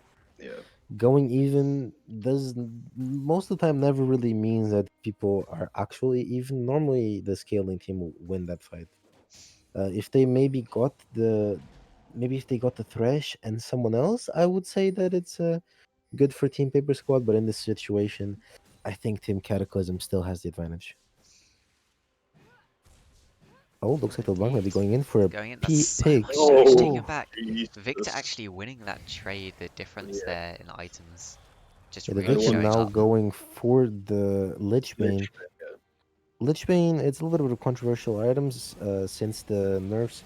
Some people really like it, some people don't feel that at all. But I think in this game where he's just going to try to one-shot LeBlanc before she one-shots him, it's a decent item. I would have suggested Zonia's to then completely shut down the LeBlanc and the Skarner. But we'll see what he can do with that. And it looks like Or a even Cosmic Baron. Drive. Baron is I really hate Cosmic going Tribe on down. Victor. This could be a Oh, team fight coming out here. They're doing what damage they can. They have hooked one in. The Oh, charm is okay. The massive. Seraphine that's the So ult much combo. was damage. The massive. locket's keeping them alive just a little bit longer. No one's actually dead on the side of Cataclysm right now. Nara Oh into my the god, wall. that's so One's sad. down, but Nara's incredibly low. It's just Seraphine left alive. Oh And no. Paper Squad there just failing to actually get the kills that they needed from that engage. Yeah, I mean that locket once again just saved the Jinx so incredibly hard. She was Yeah. actually caught out by the LeBlanc, but the LeBlanc again keeps using her W as a form of movement and repositioning and not the burst, which is one of the reasons why LeBlanc is so weak right now. But it looks like Team Cataclysm might actually just look for an end here. Nah, they won't. They'll probably just push in and then just go for the Infernal Soul. Yeah, with most of Paper Squad respawning, they maybe don't want to quite just coin flip this one yet. Jinx will put a lot of damage down. Use the chompers to just disengage there. But Yeah, they're just going for their first inhib, getting the red buff, going back onto the bot lane. Looks like LeBlanc Oh, almost dying so there. much damage. Jinx does not have ult. Now this Volibear, I feel like they could have rotated a little bit sooner and actually gotten this bot tower as well as the inhibitor. I think that would have been a pretty good rotation. But it looks like Well, Team Cataclysm can get this last Infernal Baron Dragon for minions the will actually soul. pick up the tower anyway. Oh, that's sad. now, last fight, Oh, Victor Nard. survived being Skarner ulted and Seraphine ulted, and now he has a stopwatch as well. Yeah, the Skarner is going to have to somehow get on this Jinx, which is really hard with the Thresh. So we'll have to see. Yeah. I mean, I do think if the Jinx gets Skarner ulted, that the LeBlanc can one-shot her. The problem is more, they still have a Victor and a Garen who's really, really annoying. So how do they deal with the rest of the team? And they have, oh boy, this Victor is going to one-shot people. Yeah. That This is the Victor is going to completed E Lich Bane. people. You can see Jinx is actually, I know, and it's gone. is that Not about Jesus. over halfway towards her Infinity Edge as well. Yeah. Yeah, I mean, I think they're just a little bit too behind. Their comp is actually not horrible, but it's a comp that involves them getting early game leads, especially with that LeBlanc in the mid lane. Unfortunately, while their that early game did start off okay for the LeBlanc, she just got a little bit too behind. The Volibear definitely a helping factor on the. Looks like the Volibear actually maybe getting caught here, but there's a Thresh underneath, so he Oh, should be fine. Oh, Turning oh, that using the Stride Breaker to get out there. Garen But is that flanking, but I'm not sure he wants to be there on his own. The flash forwards, but uh Garen just He's a walks speedy out boy. of that one. Here comes Volibear into the Oh, back line, and he does get thrown straight out, but the hook on to oh, the Shadow LeBlanc is Green will dead. pull him back. That is a dead LeBlanc. Jinx is free hitting over the wall. So is Victor. There's so much damage coming out. The Super Mega Death Rocket does go wide. A beautiful hook onto Naltha. He does cleanse it away, trying to get out, but the dunk by Volibear. So much damage coming out. And that's just too much. Nothing Paper Squad can do. And this will be the end of the game. They will try and pick up Cream Demon in the fountain. Flash in by Mindless. and Garen is officially OP. Truly mindless play there. I'm gonna have to. They will. I have to add Garen to my champion pool here. Yeah, Garen mid. I'm Yeah, ready for Garen, it. 100% ban win rate on this Friday. Will it get banned next game? Good question. I don't think the Garen was the main issue, but I can see the way they would ban it, Garen. No, it was good against the Nara in lane because of his passive. I mean, normally it shouldn't, but you can always sustain so much with the Garen passive. Yeah, Yeah. it isn't like he's gonna win the lane, but All right, and unfortunately, with that, I'm going to have to leave you guys. That is It okay. was Thanks a for coming to cast. fun game, and we'll see you next time. See you next time. We'll quickly show the stats from this game before we move straight on to our next game. Volibear not actually dying during that game.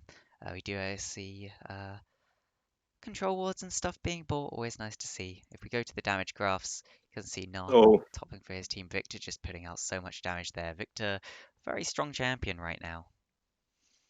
But that is game one going over to the side of Cataclysm. Paper Squad maybe hurting a little bit right now. Not having managed to take a game yet. Maybe they'll be able to turn it around though in this second game. I will try start to make the lobby. So, Peter, what do you think? Will Paper Squad be able to do it? Do you think they stand a chance? Is there anything you think they really need to ban out here? I think they should look for to ban the Jinx. It's just a strong champion, and if the ADC can't play it, then just ban it. If he can play it, then pick it. Other than that, the trash was good. He didn't really hit too many good hooks. He did miss some hooks, but the trash overall is just a really strong pick in lane, and also just to peel the Jinx. I also think the Victor was really good. Yes. Just don't pick the LeBlanc. Just pick something more traditional, something that works with your comp, and try and just find a team that you want to follow in the comp. When you have a Tristana and a Skarner and stuff like that, that's either with the Skarner really good pick champion, or with just Tristana just good early game champion, but also has the late game insurance. Don't pick something like the LeBlanc that is so reliant on getting ahead early. It just sets a timer on your whole team, just unnecessary. Of course, I'm not sure we're going to be seeing any sort of control mages coming out from the side of Paper Squad. They definitely do prefer their assassins in the mid lane, but maybe we can see some sort of assassin that will get more of an early game lead or be able to carry better within the late game.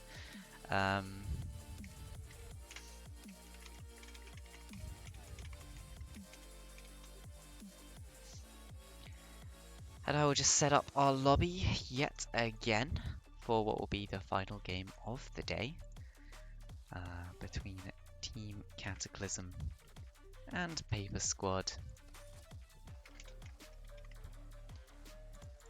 And yep, just set that up. I will give back all of everyone's points that they won, if they even won any points. I'm not sure. No, 100% of the points were bet on Cataclysm, so there you go. You all get your points back. Yeah. Good job, guys. You didn't lose your points to no one. I'm guessing the points just go to the bank if Cataclysm losing that in that case. I'll quickly throw the teams the links so that they can start. That's Cataclysm's link. I'll just give over Paper Squad's link. And Spectator link.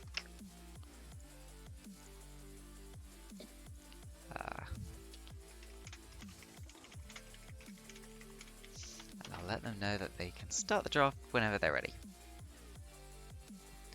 Bet for the other team, then throw the game. No, no bet. no betting on the other team. No throwing games on purpose for points. Come on, guys. That should be fairly obvious.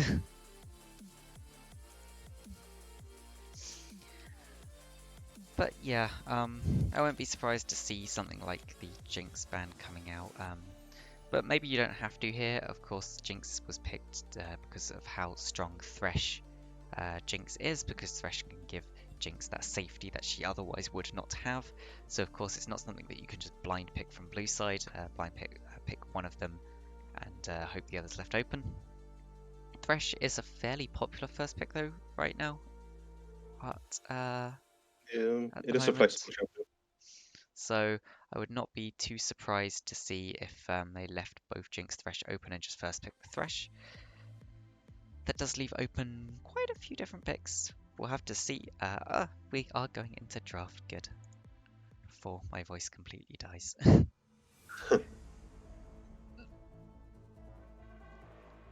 And Rammus ban again. Rammus ban coming out yet again, which I find very strange. I think Rammus is kind of just a crap champion at the moment because of everything they did to him. I'm not even sure they actually did speed his clear up. No. I'd have to have someone do it to test it Yeah, out. Thresh look- being banned away by Paper Squad, I think, close was a to very most. good adaptation. It's as close to any meta champions clear anyway, so that's probably why we won't see him in any competitive games. Yep. Like pro games.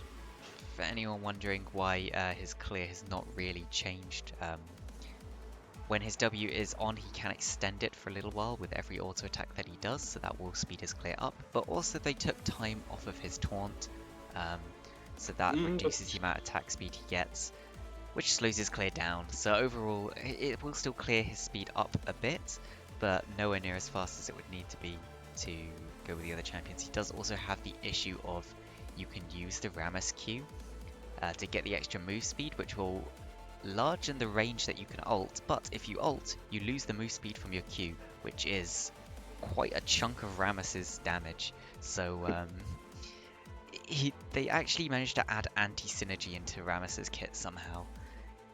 I think they could just fix it by adding the initial Q damage. If you have Q active when you ult, it adds the Q damage onto the first ult hit. I think that'd be quite a cool way to do it, but hey, Riot, who knows? Sad ban. Interesting final ban coming out from the side of Paper Squad. I don't know that Cataclysm do play Zed. I think the first pick. I would have liked to see the first pick Lilia. First pick Volley is a decent pick just because you can put it in the jungle or you can flex it to that top lane, whichever you want. It does make it very hard to ban out either one of those positions because you have a strong laner or a strong champion for either position, and it allows your final two picks to be different, to be mid or your bot lane duo. But it does leave open some strong picks. Kai'Sa is considered quite a strong pick right now. I don't think she's quite as strong as everyone seems to think, but yeah, no, she needs to get ahead. Galio is also quite a smart pick here. It can be flexed between mid lane and support. I don't think Paper Squad's mid laner would play Galio though, so almost certainly that is their support duo being locked in there. Yeah, but Galio and Kai'Sa is not that good. Galio is more of a disengaged champion. The thing is, he can engage. Galio can engage, and it does mean that if Kai'Sa does hit the W and jumps into the backline, Galio can immediately give her that big shield, help her stay alive.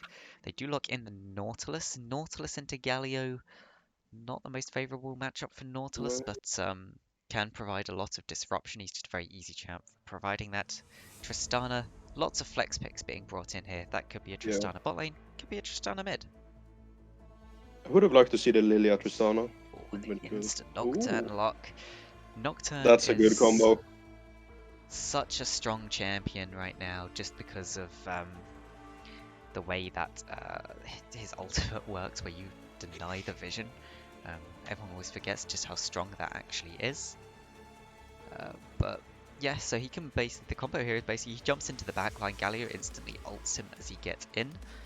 No one can see this happening. It's likely someone will get knocked up by the Galio ult. Whoever gets knocked up by Galio ult, Kai'Sa can jump immediately to them. So definitely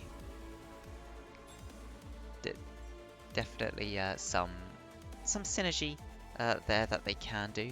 It's very a go forwards team. That's the problem. They give away the whole team of the comp. They can't really pivot away from this comp now with the last 2 picks. So Team Cataclysm can really just answer it with some really good disengage options.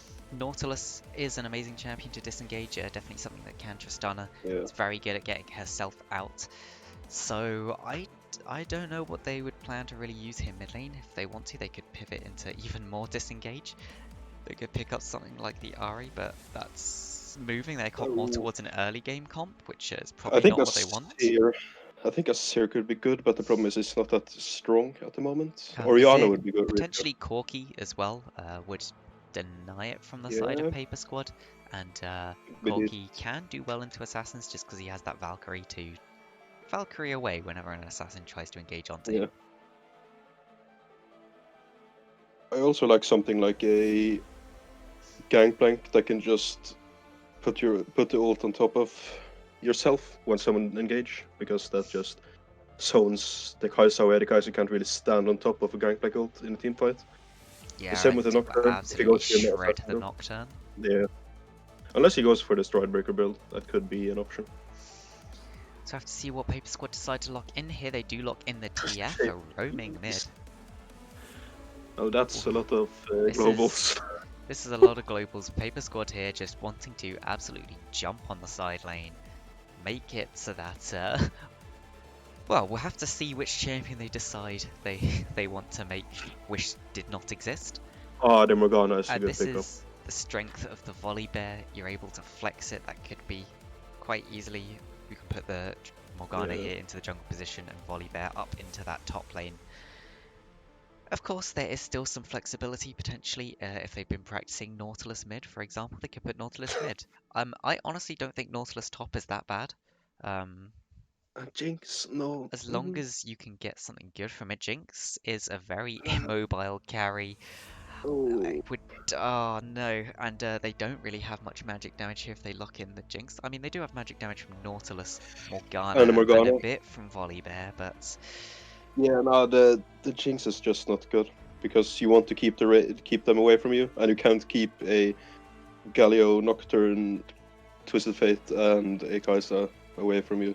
You can't use the range of the Jinx here, especially with the comp they've made. Yeah, definitely not. It's very hard for that Jinx to move around. Top laner left for Paper Squad.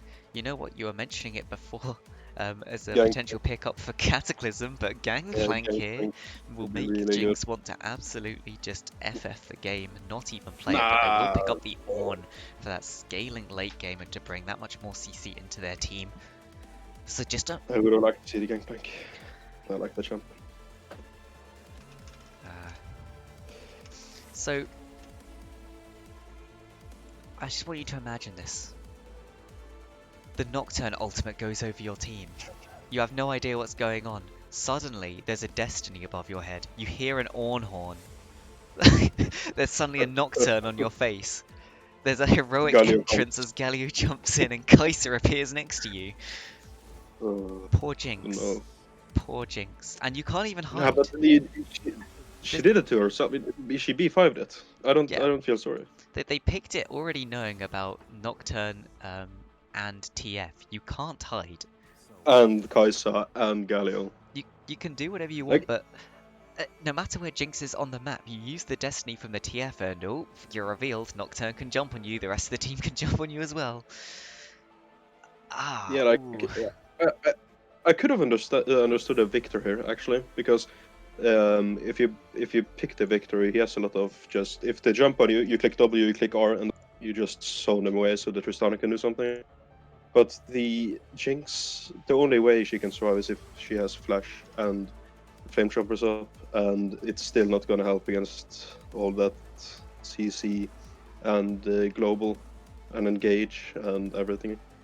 Yes, and there is some late game for the side of Paper Squad from the fact that they have the Ornn who will be giving out those Ornn items will a bit counteract the Jinx Tristana duo, both of who can scale quite well into the late game. Well, I mean Tristana doesn't scale that well, but she can become an assassin towards that late game. Something that is really huge for Team Cataclysm is the Tristana versus TF lane, because that is really bad for TF. TF hates his life in that lane, because Tristana can absolutely bully him and just make him not be able to do anything. And Nocturne won't really help in the early game. He wants to hit level 6, he wants to power farm. So this could be actually a lane kingdom for the Tristana if she plays it correctly. Yeah, I think I would just love to honestly see the teleport out of TF here.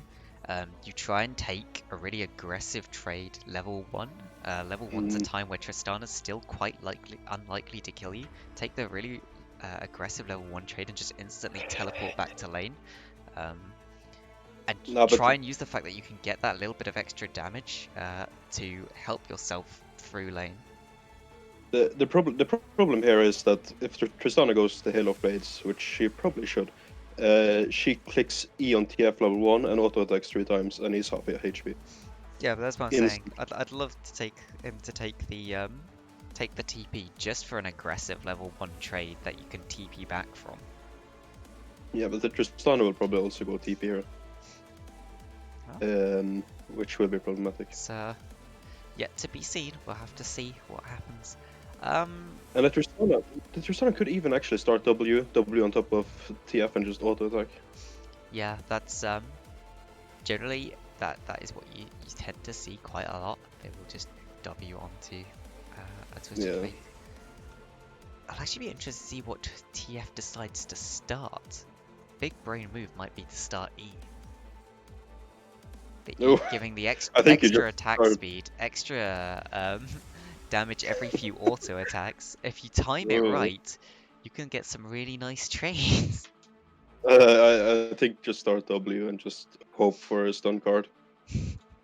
Hope for a nice stun card, or that you can get off some red cards onto minions near the Tristana. I don't know. It's going to be a hard lane no matter what, and does have to be very aware of the fact that Morgana can gank. Interesting enough, Tristana, Lucian as mid laners really helped out from the fact that Morgana has suddenly become meta. You can really cuck those two mid laners out of a lot of their effectiveness by banning out Morgana. But then you can pick Lillian. Or Diana, actually. Yeah, both who aren't quite as good though, and it's worth saying that Lilia doesn't bring any CC to the table, which is one of the really big points of Morgana. If you can just flash into melee range, Dark Binding, instant kill from a Tristana or a Lucian. Somewhat the same with Diana when she has access to her ultimate, but you do have to wait quite a bit longer to do that. So it's something like the Morgana is really good. Now if Nautilus could still jungle, that would be disgusting. The big thing here is for Cataclysm to get the first Drake before level 6. Cataclysm should look to get the Drake before level 6, and then probably just give the Drake afterwards. Because if Nocturne and TF doesn't really use their ulti effectively, their first few ultis effectively, then they're kind of like just out of the game. They can't really do too much. And then they should be able to just outscale them. Yeah, they do always have to be a little bit wary of the fact that there is an Ornn still in this game that will provide a bit of scaling, but that is very late game.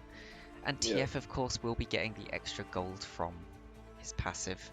I always find that interesting. So TF passive is it's weird because you know how much Senna passive gives her in gold for every minion she doesn't, or for every soul she gets? You get 8 gold.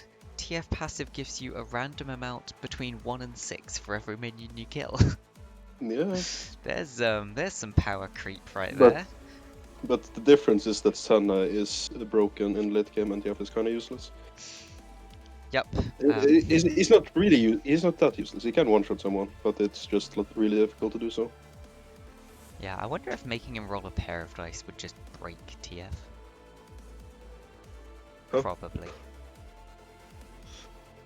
on average, double the amount of gold that he gets from his passive. I don't know how much gold he tends to get from his passive every game. That'd be interesting to look into. Could you, could you, could you potentially, could you potentially no. buff TF's passive in return for nerfing some other part of his kit? Ooh. But that's not that good. Hey, it'd strengthen his early game or his mid game quite heavily. Yeah, but he Cement. needs to have the power in the early game to actually snowball into the mid game, which is the problem. But the big thing with TFF is you don't really want to die before level 6. If you die before level 6, the game is kind of doomed. Unless you're like a really good TF player who knows how Yeah, to because you walk need around the to map be and able play. to clear the waves effectively enough to roam, and if Yeah. you died and you're stuck under your tower, you probably aren't getting to roam. It'll be interesting to see if he's gone mini dematerializer, because if he hasn't, he won't really be able to one-shot the back wave that early. But we will start to load into Game 2 between Cataclysm and Paper Squad. Cataclysm currently sitting up by 1-0. Paper Squad needing to even up this series if they want to pick up their first point in the Lagoon League. Cataclysm, of course, would really love to win this and set themselves aside from the middle of the pack. Ooh, there's some interesting choices of routes and summoners coming out all over the place. Yeah, I can understand the cleanses on Tristana. The exhaust twisted fate is okay, but I would have preferred to see the TP with the spellbook instead of the electrocute. And the Hail of Blades should 100% have been picked up by Tristana instead of the Presti attack. Yep, ah, the exhaust on the TF. You know what? Use that exhaust. Go for the level 1 trade. Exhaust the bomb. But do it at the last second so Tristana can't cleanse it in time. Oh, the invade top line. This might be a kill on Volibear. Yeah, if they play this right, they could potentially get the volley bear, but it looks like they are just waiting for something. It might be a late invade. They might just look to take the blue ball, but then they shouldn't be on 5 there. They just Channeling want to stand backs. there. They just want to stand there. It's fine. Yeah, just all standing together in a place where they know they're not going to get invaded. It's kind of risky because if Nautilus and the rest of Cataclysm have walked into the bottom side of their jungle, they would have control of the jungle right now, and you could just have Yeah. 4 of your champions walking straight into an ambush. Or even just get free wards. While they didn't really get anything on the opposite side. No, They put a lot of defense absolutely. tuition. That's really... They used 3 trinkets just inside their own jungle. Really early respect here, wanting to make sure the Nocturne doesn't fall too far behind by getting ganked out by this Morgana. Morgana will start that blue buff, so she's able to spam out her talented ground a little bit more safely. Let's see if she does attack. No, he doesn't really do the attack.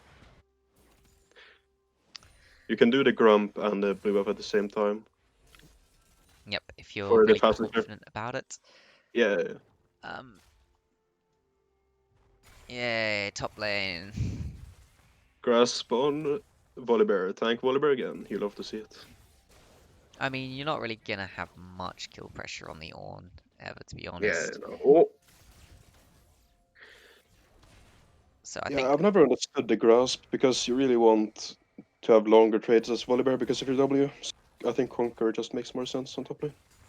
I don't But I don't know. know, with the amount of time that Volibear's W takes, you can get off multiple grass procs, it just cements his healing even stronger. It makes it really hard to win any sort of short or extended trade Oh, against him. early gank, mid lane. Early gank mid No, lane but didn't the go deck anywhere. from Paro. It Directed doesn't camera go didn't through. even want us to know. It was like, it's not worth watching, guys. Not worth it. Oh, It the is Ornn really winning out actually... top lane. Level 2 was picked up first by the Jinx Nautilus. I'm not entirely sure how. You would have thought the AoE coming from the Galio and the Kai'Sa would mean that they could It's already guarantee a it. big CS lead bot lane. That's really 4 minions already. They did get off the cheater recall as well. They got Yeah. longsword. trades coming back and forth in this top lane. Mindless actually being knocked incredibly low. Will get the grass proc, but he just needs to get the brittle here. Flash forced out from the volley bear, and that is not what you want to see. Yeah, I don't understand the Dorn shield against an Ornn. Ooh, Red Husky I is would have way out of preferred some. position here. Has to use Oh, that shield. It's knocked down. The stun card comes in. So much damage. They just need to flash across the wall. First blood going into Nalth's pockets.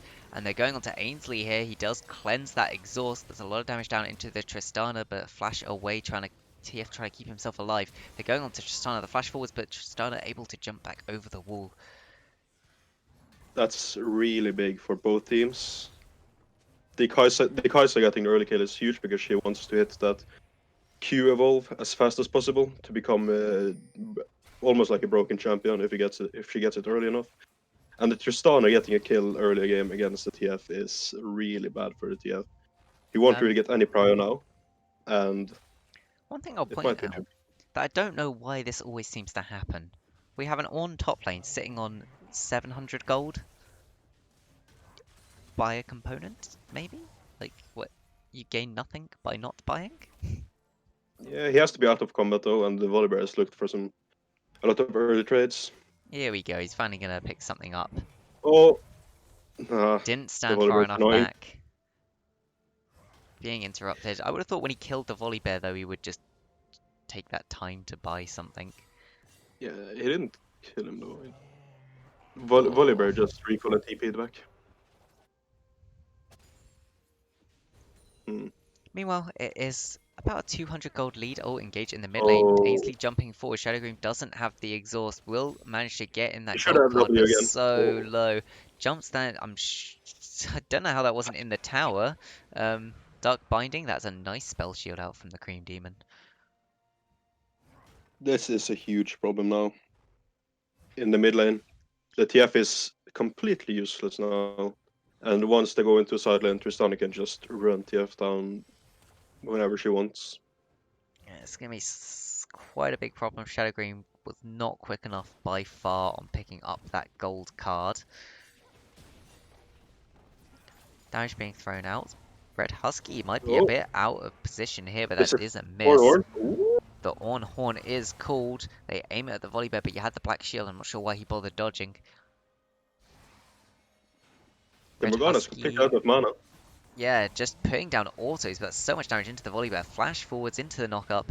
The Cream Demon gets that kill, and that is some gold onto the Nocturne. Very nice for the side of Paper He Squad. hasn't recalled yet. The Nocturne has 1.7k gold. He should really recall. Yeah, I'm starting to feel like Paper Squad not not being the best at their recalling and Yeah. item timings. Once you have about 1.3k gold in the early game, you should know you've done something wrong. Whoa! Oh, there's engage under the tower, flash forwards into the auto, picks up that shutdown gold. That's a lot of gold going into Yeah. Nautilus's pockets. Poor Jinx. If you're Jinx, you're just like, oh, my life. Nah, Fuck my life. yeah, time to go Gale Force, I guess. Yeah, maybe if you're Jinx, you take the opportunity to build. No one even builds it anymore. I can't even remember what it's called. What? The one that gives you a shield when people try and burst you out. Shield bow.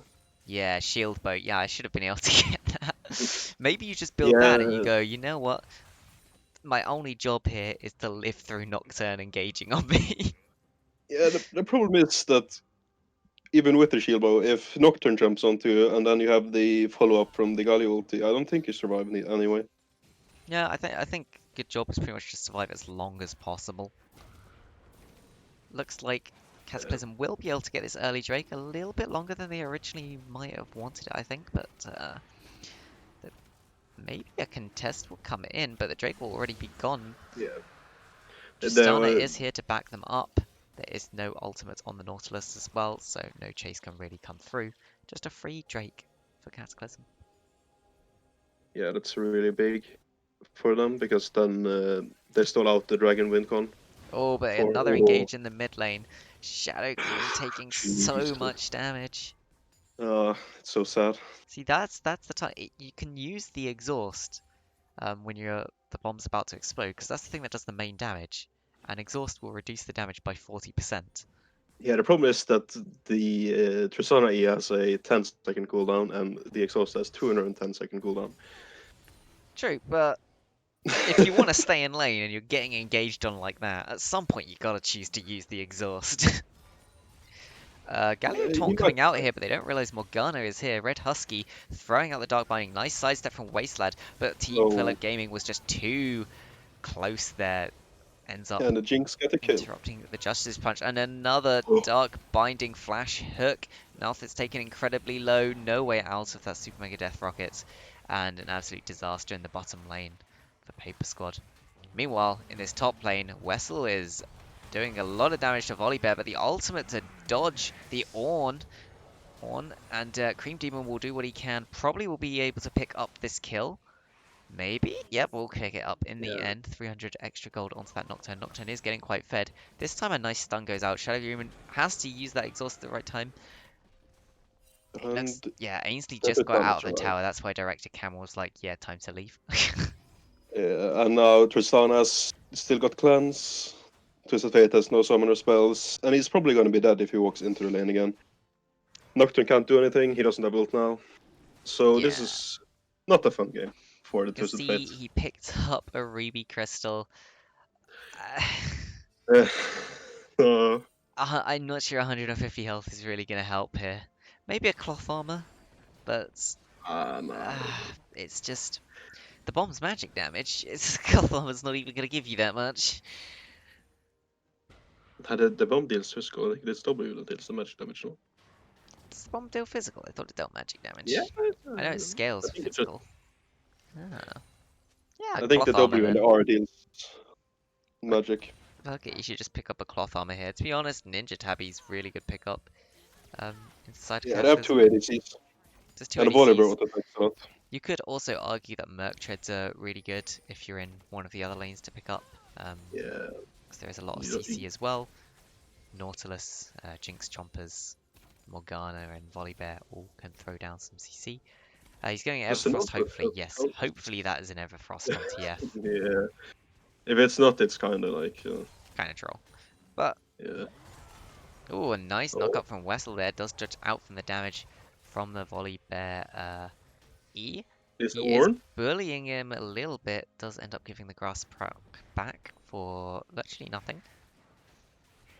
This Red Husky. Morgana's insane form at the moment. The same with the Jinx. He's also got a really good form compared to the lane opponent. Up quite a bit. Project Wessel is just bullying Mindless out here. I assume we'll use the charge to follow up. Nope. Is happy to just leave and try and freeze this wave near to his tower. Red Husky will help that push in though. Good knowledge from Red Husky to just help his laner out. Yeah. This is the difference between an actual tank champion building tank items and a more bruisery champion building some items top lane. Because Ooh, Galio going in over here. Does get the double taunt, but Nath is just not in range to really follow up. Putting down what damage he can. Steps onto the Chompers.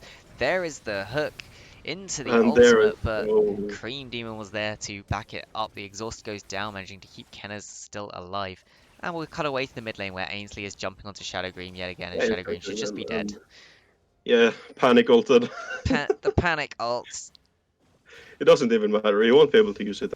So I mean, they do get to see where Morgana is, so they can push in this bot lane a little bit Yeah, more that's true. safely, I guess. But yeah, this Tristana is probably just gonna run away with the game now. I don't see anyone actually being able to do anything against her. yeah, She should just try to. She should just try to- You know what, actually, if Nocturne hangs mid now, as soon as Tristana W's forwards, just ultimates onto her, should be able to pick her up as a kill. I think he can get his Duskblade on back. Yeah, he's sitting on 1,700 gold. But Tristana just got a turret. She's got a 2.2k gold lead mid lane. But the Nocturne has a lot of gold as well. But Yeah, the he can Tristana is definitely so effective. one-shot the Tristana if she doesn't have the jump up. But she does have flash cleanse as well, so she can cleanse the fear. Yeah, not sure she'll live that long. It's Oh, I don't know. it'll be interesting to see. Wastelad just trying to help Nalth get out. Nice Oh, sidestepping from Paper Squad, but she there's can't just do too much anything. CC still. Nothing they can really do there. Dark Binding does go on, and that's a hook. Oh, And the Cream Demon does go not in. We'll there. be able to pick up 1 kill at the very least. Yeah. It looks like TF is pathing towards this top lane. They might try and get a kill onto the Volley Bear. Cream Demon will try and clear out She, some of this bottom wave. he takes a scuttle crab, it seems like. I mean, Yeah. I suppose it's like 100 odd gold. Ooh, Yeah, why not? Mindless almost face checks into Shadow Green. There is the Oh. stun card into the knockup, but no, Volley Bear does Oh. manage to ultimate to get out of that one. Ultimate in return for a flash? You take that. Yeah, I honestly think that TF should just not bother completing his mythic. Just go rapid fire and be a stun bot. You can't really do anything else. I mean, honestly, Everfrost is very decent Yeah, mythic to pick up. Everfrost is good. So, yeah, he does get it. I mean, I'd like to see some boots coming out at some point, some proper boots. But But hopefully what do that'll we be call what's it? next. What do we call it, boots? It's just one boot, no? In a Yeah, splash. it is just one boot. Yeah. Oh, Wastelad Just having sure. to burn the flash there to get out. Oh, Ainsley found Green Demon in the jungle. This is not what you want if you are the Nocturne. Shadow Green doesn't even look like he's walking up. He will start to path up just to help out a little bit. Husky here clearing out a lot of vision. Yeah. They could Preparing for a try dragon. for a tower dive. Oh, but here we go. Here's Oh. the engage. They do catch out the Morgana. Shut down into their hands. Yeah, no, the Tristana should be fine Oh, here, no? Tristana Yeah. should easily win this one. She even used the E on the Rift Herald before he jumped on him. So that was without the Tristana E and with the Nocturne ult, and Tristana still won. Yeah, Tristana's actually building lethality. Yeah, she's going I've collector. just noticed. Wants that extra little bit of damage. Hook goes Yeah, down onto the Galio. He does use the taunt early, which means he will only stop a little bit of the hook damage, nothing else. Meanwhile, mid lane is just being pushed in by the TF Ornn combo. Tristana just a bit too low, not feeling like she can jump in there, which is probably correct. Now, Yeah. though, could be engaged on, stuck around too long, and that will be another kill into the Jinx. I mean, they are building up Okay. so much on the Jinx. Oh, that is a shutdown But into the the pockets Ornn of gets it. Ornn. Not the champion you want the shutdown on. He is putting a lot of CC down into Red Husky right now, but Red Husky is just slowly walking away. Cream Demon jumping forwards, flashing into Smite to just pick that one up. Hey, that was a pretty Sufumi, good Death Rocket, does end up picking up the kill on the push. Ornn. Jinx went for the Kraken Slayer. She really just wants to do as much damage as possible before she dies. Yeah, as Preston in chat pointed out that the TF is so useless, the faster Ornn can get to 13 the better, so maybe it is good that Ornn picks up the kills, gets that extra XP, and gets The to chem tank on 13. Ornn? What? Wait, I just realized that Ornn is going chem tank. That's actually kind of sad. He wants to be able to follow up the rest of his team jumping forwards, I guess. No, but because of Ornn's ulti, Ornn really wants to be in the fog of war, not running into the team, but Yeah, ulting from fog of war. it's kind of strange. I think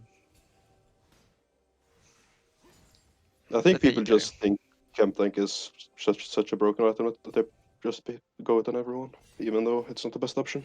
But I don't know. It's hard to really know. Oh my god, so many lucidity boots from Paper Squad as well. Oh, but the defensive Galio ultimate coming out. They are putting a lot of damage Yeah, down into this Nautilus. Should be able to pick up the 1-for-1 at the very least. yeah, that's probably worth actually. Oh, Mindless just comes into the back line. does Tanking give- up so much, Wastelad will give his life. The oh. Ornn Horn called out. They Yeah, really probably struggling they've to kill used all their Volley colors. Bear though. Yeah, Now they've used all their too far colors on both forwards. backliners. Cream Demon will probably get picked up here as well.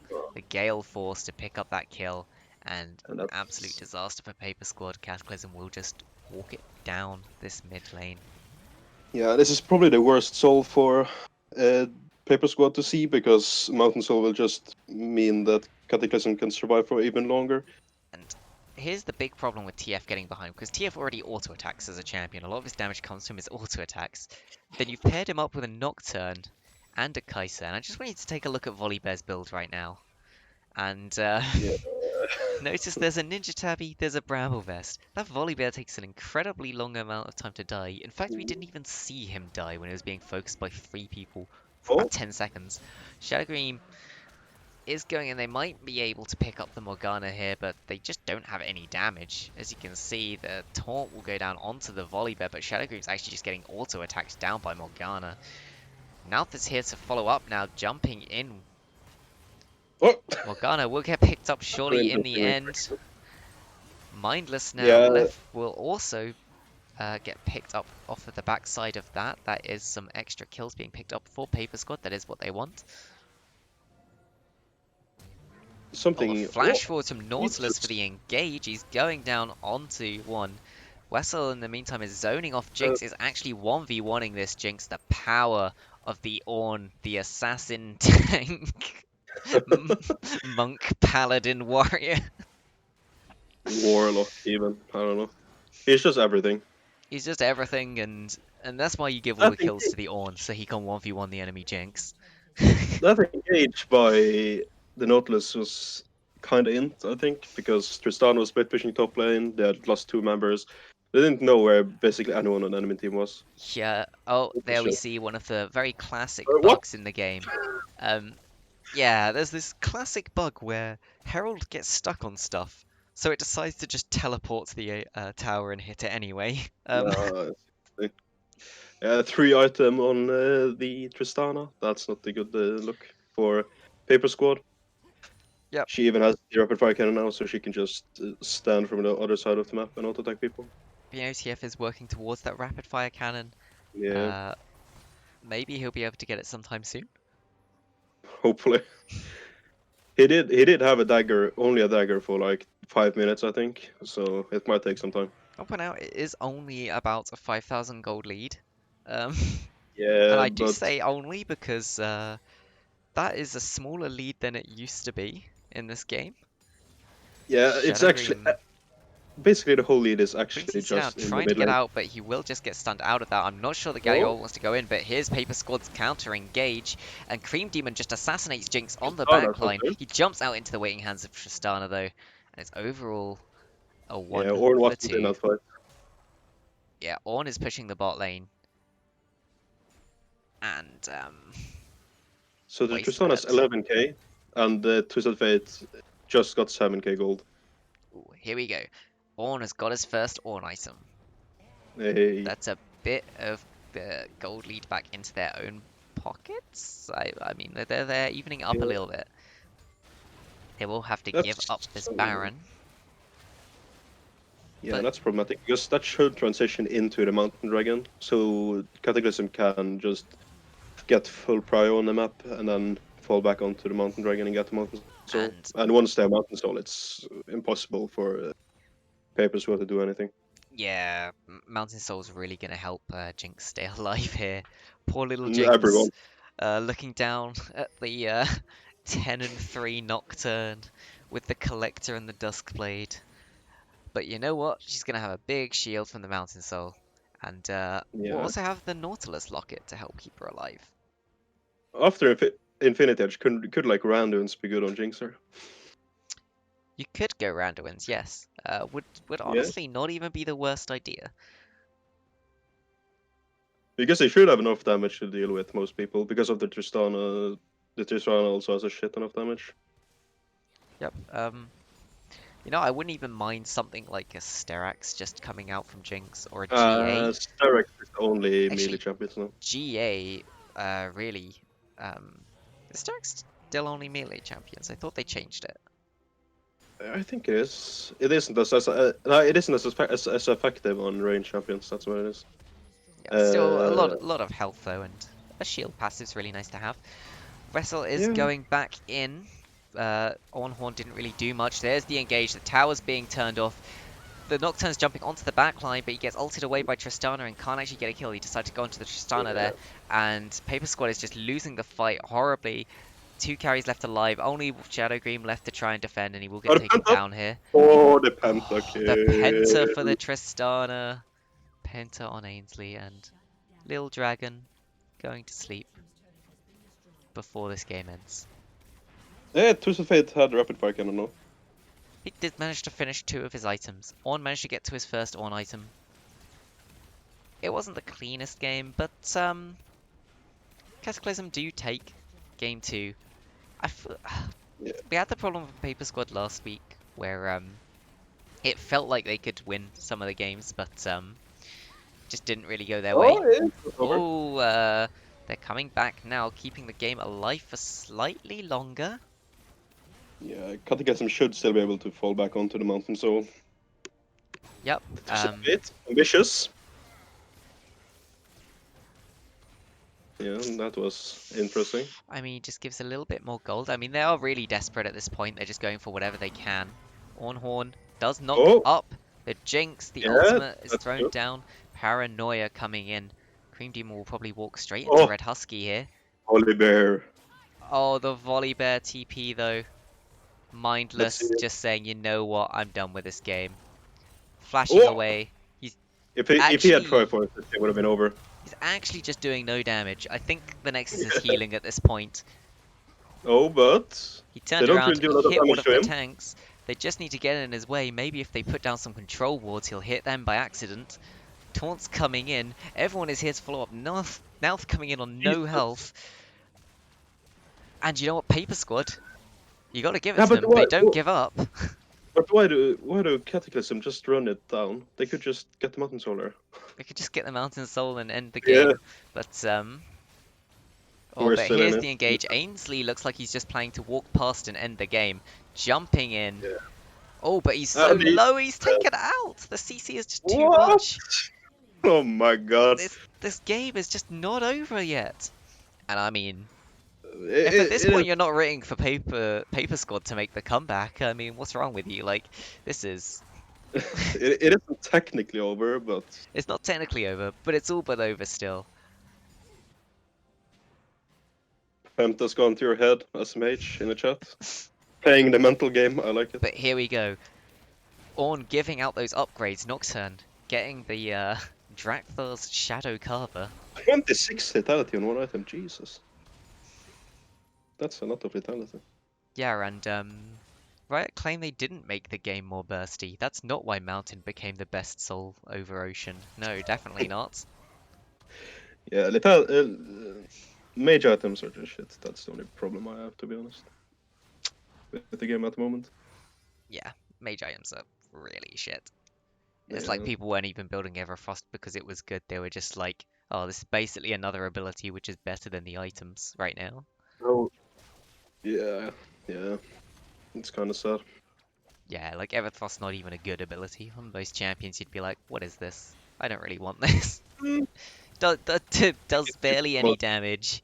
It's a tiny bit of CC. Oh, but they engage. Paper Squad has not given up yet. They're trying to go in and get some kills. But meanwhile, Volibear and Morgana just ending the game. Oh.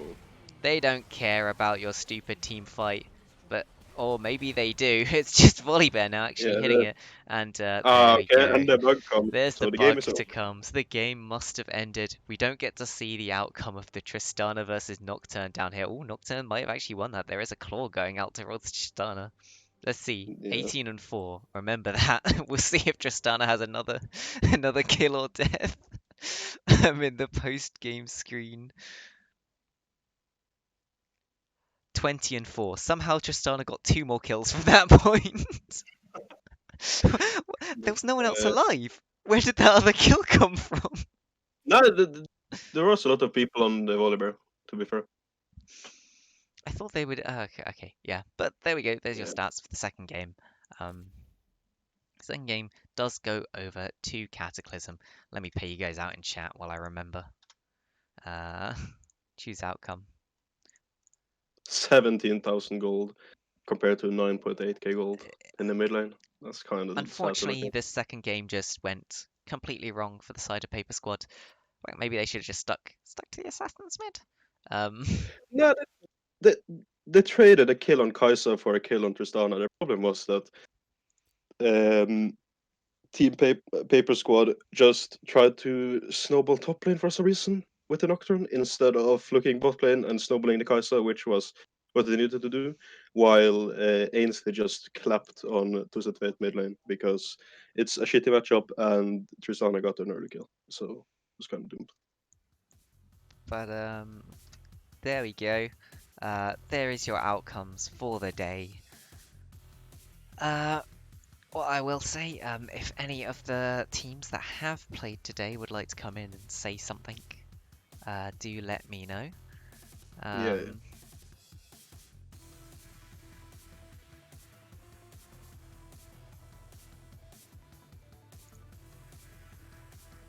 Yep, but yeah, if any of the teams that have played today, so that's Fighting Cock, Squad Nation Intellect, Paper Squad, or Team Cataclysm, if any of the people that played want to come in, give a quick interview, or just say some words, because honestly my throat is starting to get a bit dry, feel free to let us know. We'll give you a couple of minutes while we just talk about what this means for standings. So Quad Nation Intellect sitting by themselves at the top of River, 2 games played, 2 games won, having taken down both Team Bitches and the Fighting Cocks now in predominant fashion in both sets of games. Be interesting to see if they can go unbeaten or whether Girl will be able to turn it around and just slap them about in the second game as they've done so far.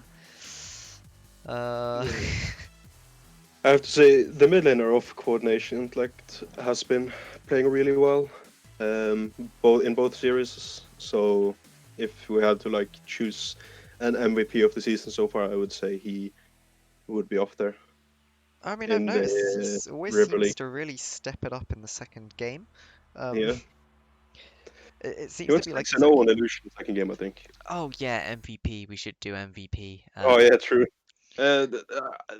Tristana. I don't think I need to say anything else. Yeah. But series MVP. Here we go. I'll put a poll in chat so people can vote for the series MVP between Paper Squad and Cataclysm. And you know what? Seeing as Cataclysm won, we'll just put Cataclysm in there. I'm not going to raise CTM for every one of their names because that's just going to annoy me. And I want to get this out as quickly as possible. And Team Philip Gaming. We'll put a 2-minute timer on it. Quick poll just to see who's the series MVP. I think in your mind you're saying you would give it to Ainsley. Yeah, he played well in the first game. I think everyone played well in the first game though on Team Cataclysm. It wasn't too much difference between them. But in the second game, Ainsley just stepped it up in a winning matchup and just snowballed the game out of control. So just because of the second game performance, I would have to give it to him. Yes, I think he performed really well on both games. I mean, Yeah. the early game as Victor was shaky, Questionable, shaky, but it started to pull it back after LeBlanc fumbled a kill in the mid lane. He did manage to pull that back and do very well. We do also have a vote coming in for Red Husky. Red Husky, very solid jungler. Probably when people talk about Cataclysm, that's who they think of. I think that's been established. But Ainsley definitely stepping up. Yeah, also the mid jungle duo. I think it's really strong duo. They have played with each other for a long time now, and they're on the same wavelength. I think. Yes. In how they want to play, which is really important in a mid jungle duo. Yep, that is exactly what you want out of your mid jungle duo. Same wavelength and just playing well. Yeah, playing well in general also. That's also important. I mean, it looks like the vote's about to run out, and the majority of the votes are for Ainsley there, so Yeah. series MVP to him. Very well done. We can maybe have a quick look at the schedule before we go for these teams who they've got coming up. Yeah. Cataclysm will be against the ARAM mains next. We haven't seen too much out of the ARAM mains. Paper Squad will be against Silver Phoenix. Again, we haven't seen too much out of Silver Phoenix. They did draw, I believe, with Cataclysm, so that could be a hard game for them. The ARAM mains, I think, surprising everyone, moving up from River into Lagoon and actually coming out and pulling out the draw against Det T2. Yeah, I did kind of in the first draft, to be fair. Yep, so we'll have to see whether they can keep that up and score a win off of Cataclysm. Meanwhile, the Fighting Cocks, the next people that they have to face are Team Bitches, who, of course, did not do too well into Coordination Intellect. Both of these teams lost into Coordination Intellects. Team Bitches did lose harder, but they were a new team at that point, hadn't really played much together, so it'll be interesting to see how that changes for them. Meanwhile, Coordination Intellect will be up against Tub Girl, so I think if they drop a game, that will be the most likely place for them to do it, so that would definitely be an interesting one to watch. Yep, doesn't look like we have anyone wanting to come and have an interview, which is fine, so thank you for coming and casting with me. Thank you for coming and casting with me, Peter, and shout out to Blue. Anything you want to say before we go? No. Nah, there we go. Thanks everyone for coming and watching, and we will catch you hopefully tomorrow if we find someone to actually do the stream. Otherwise, I'll be back on Sunday, and I guess we'll just spend the entire day running through VODs and games. Yay! See you Sunday.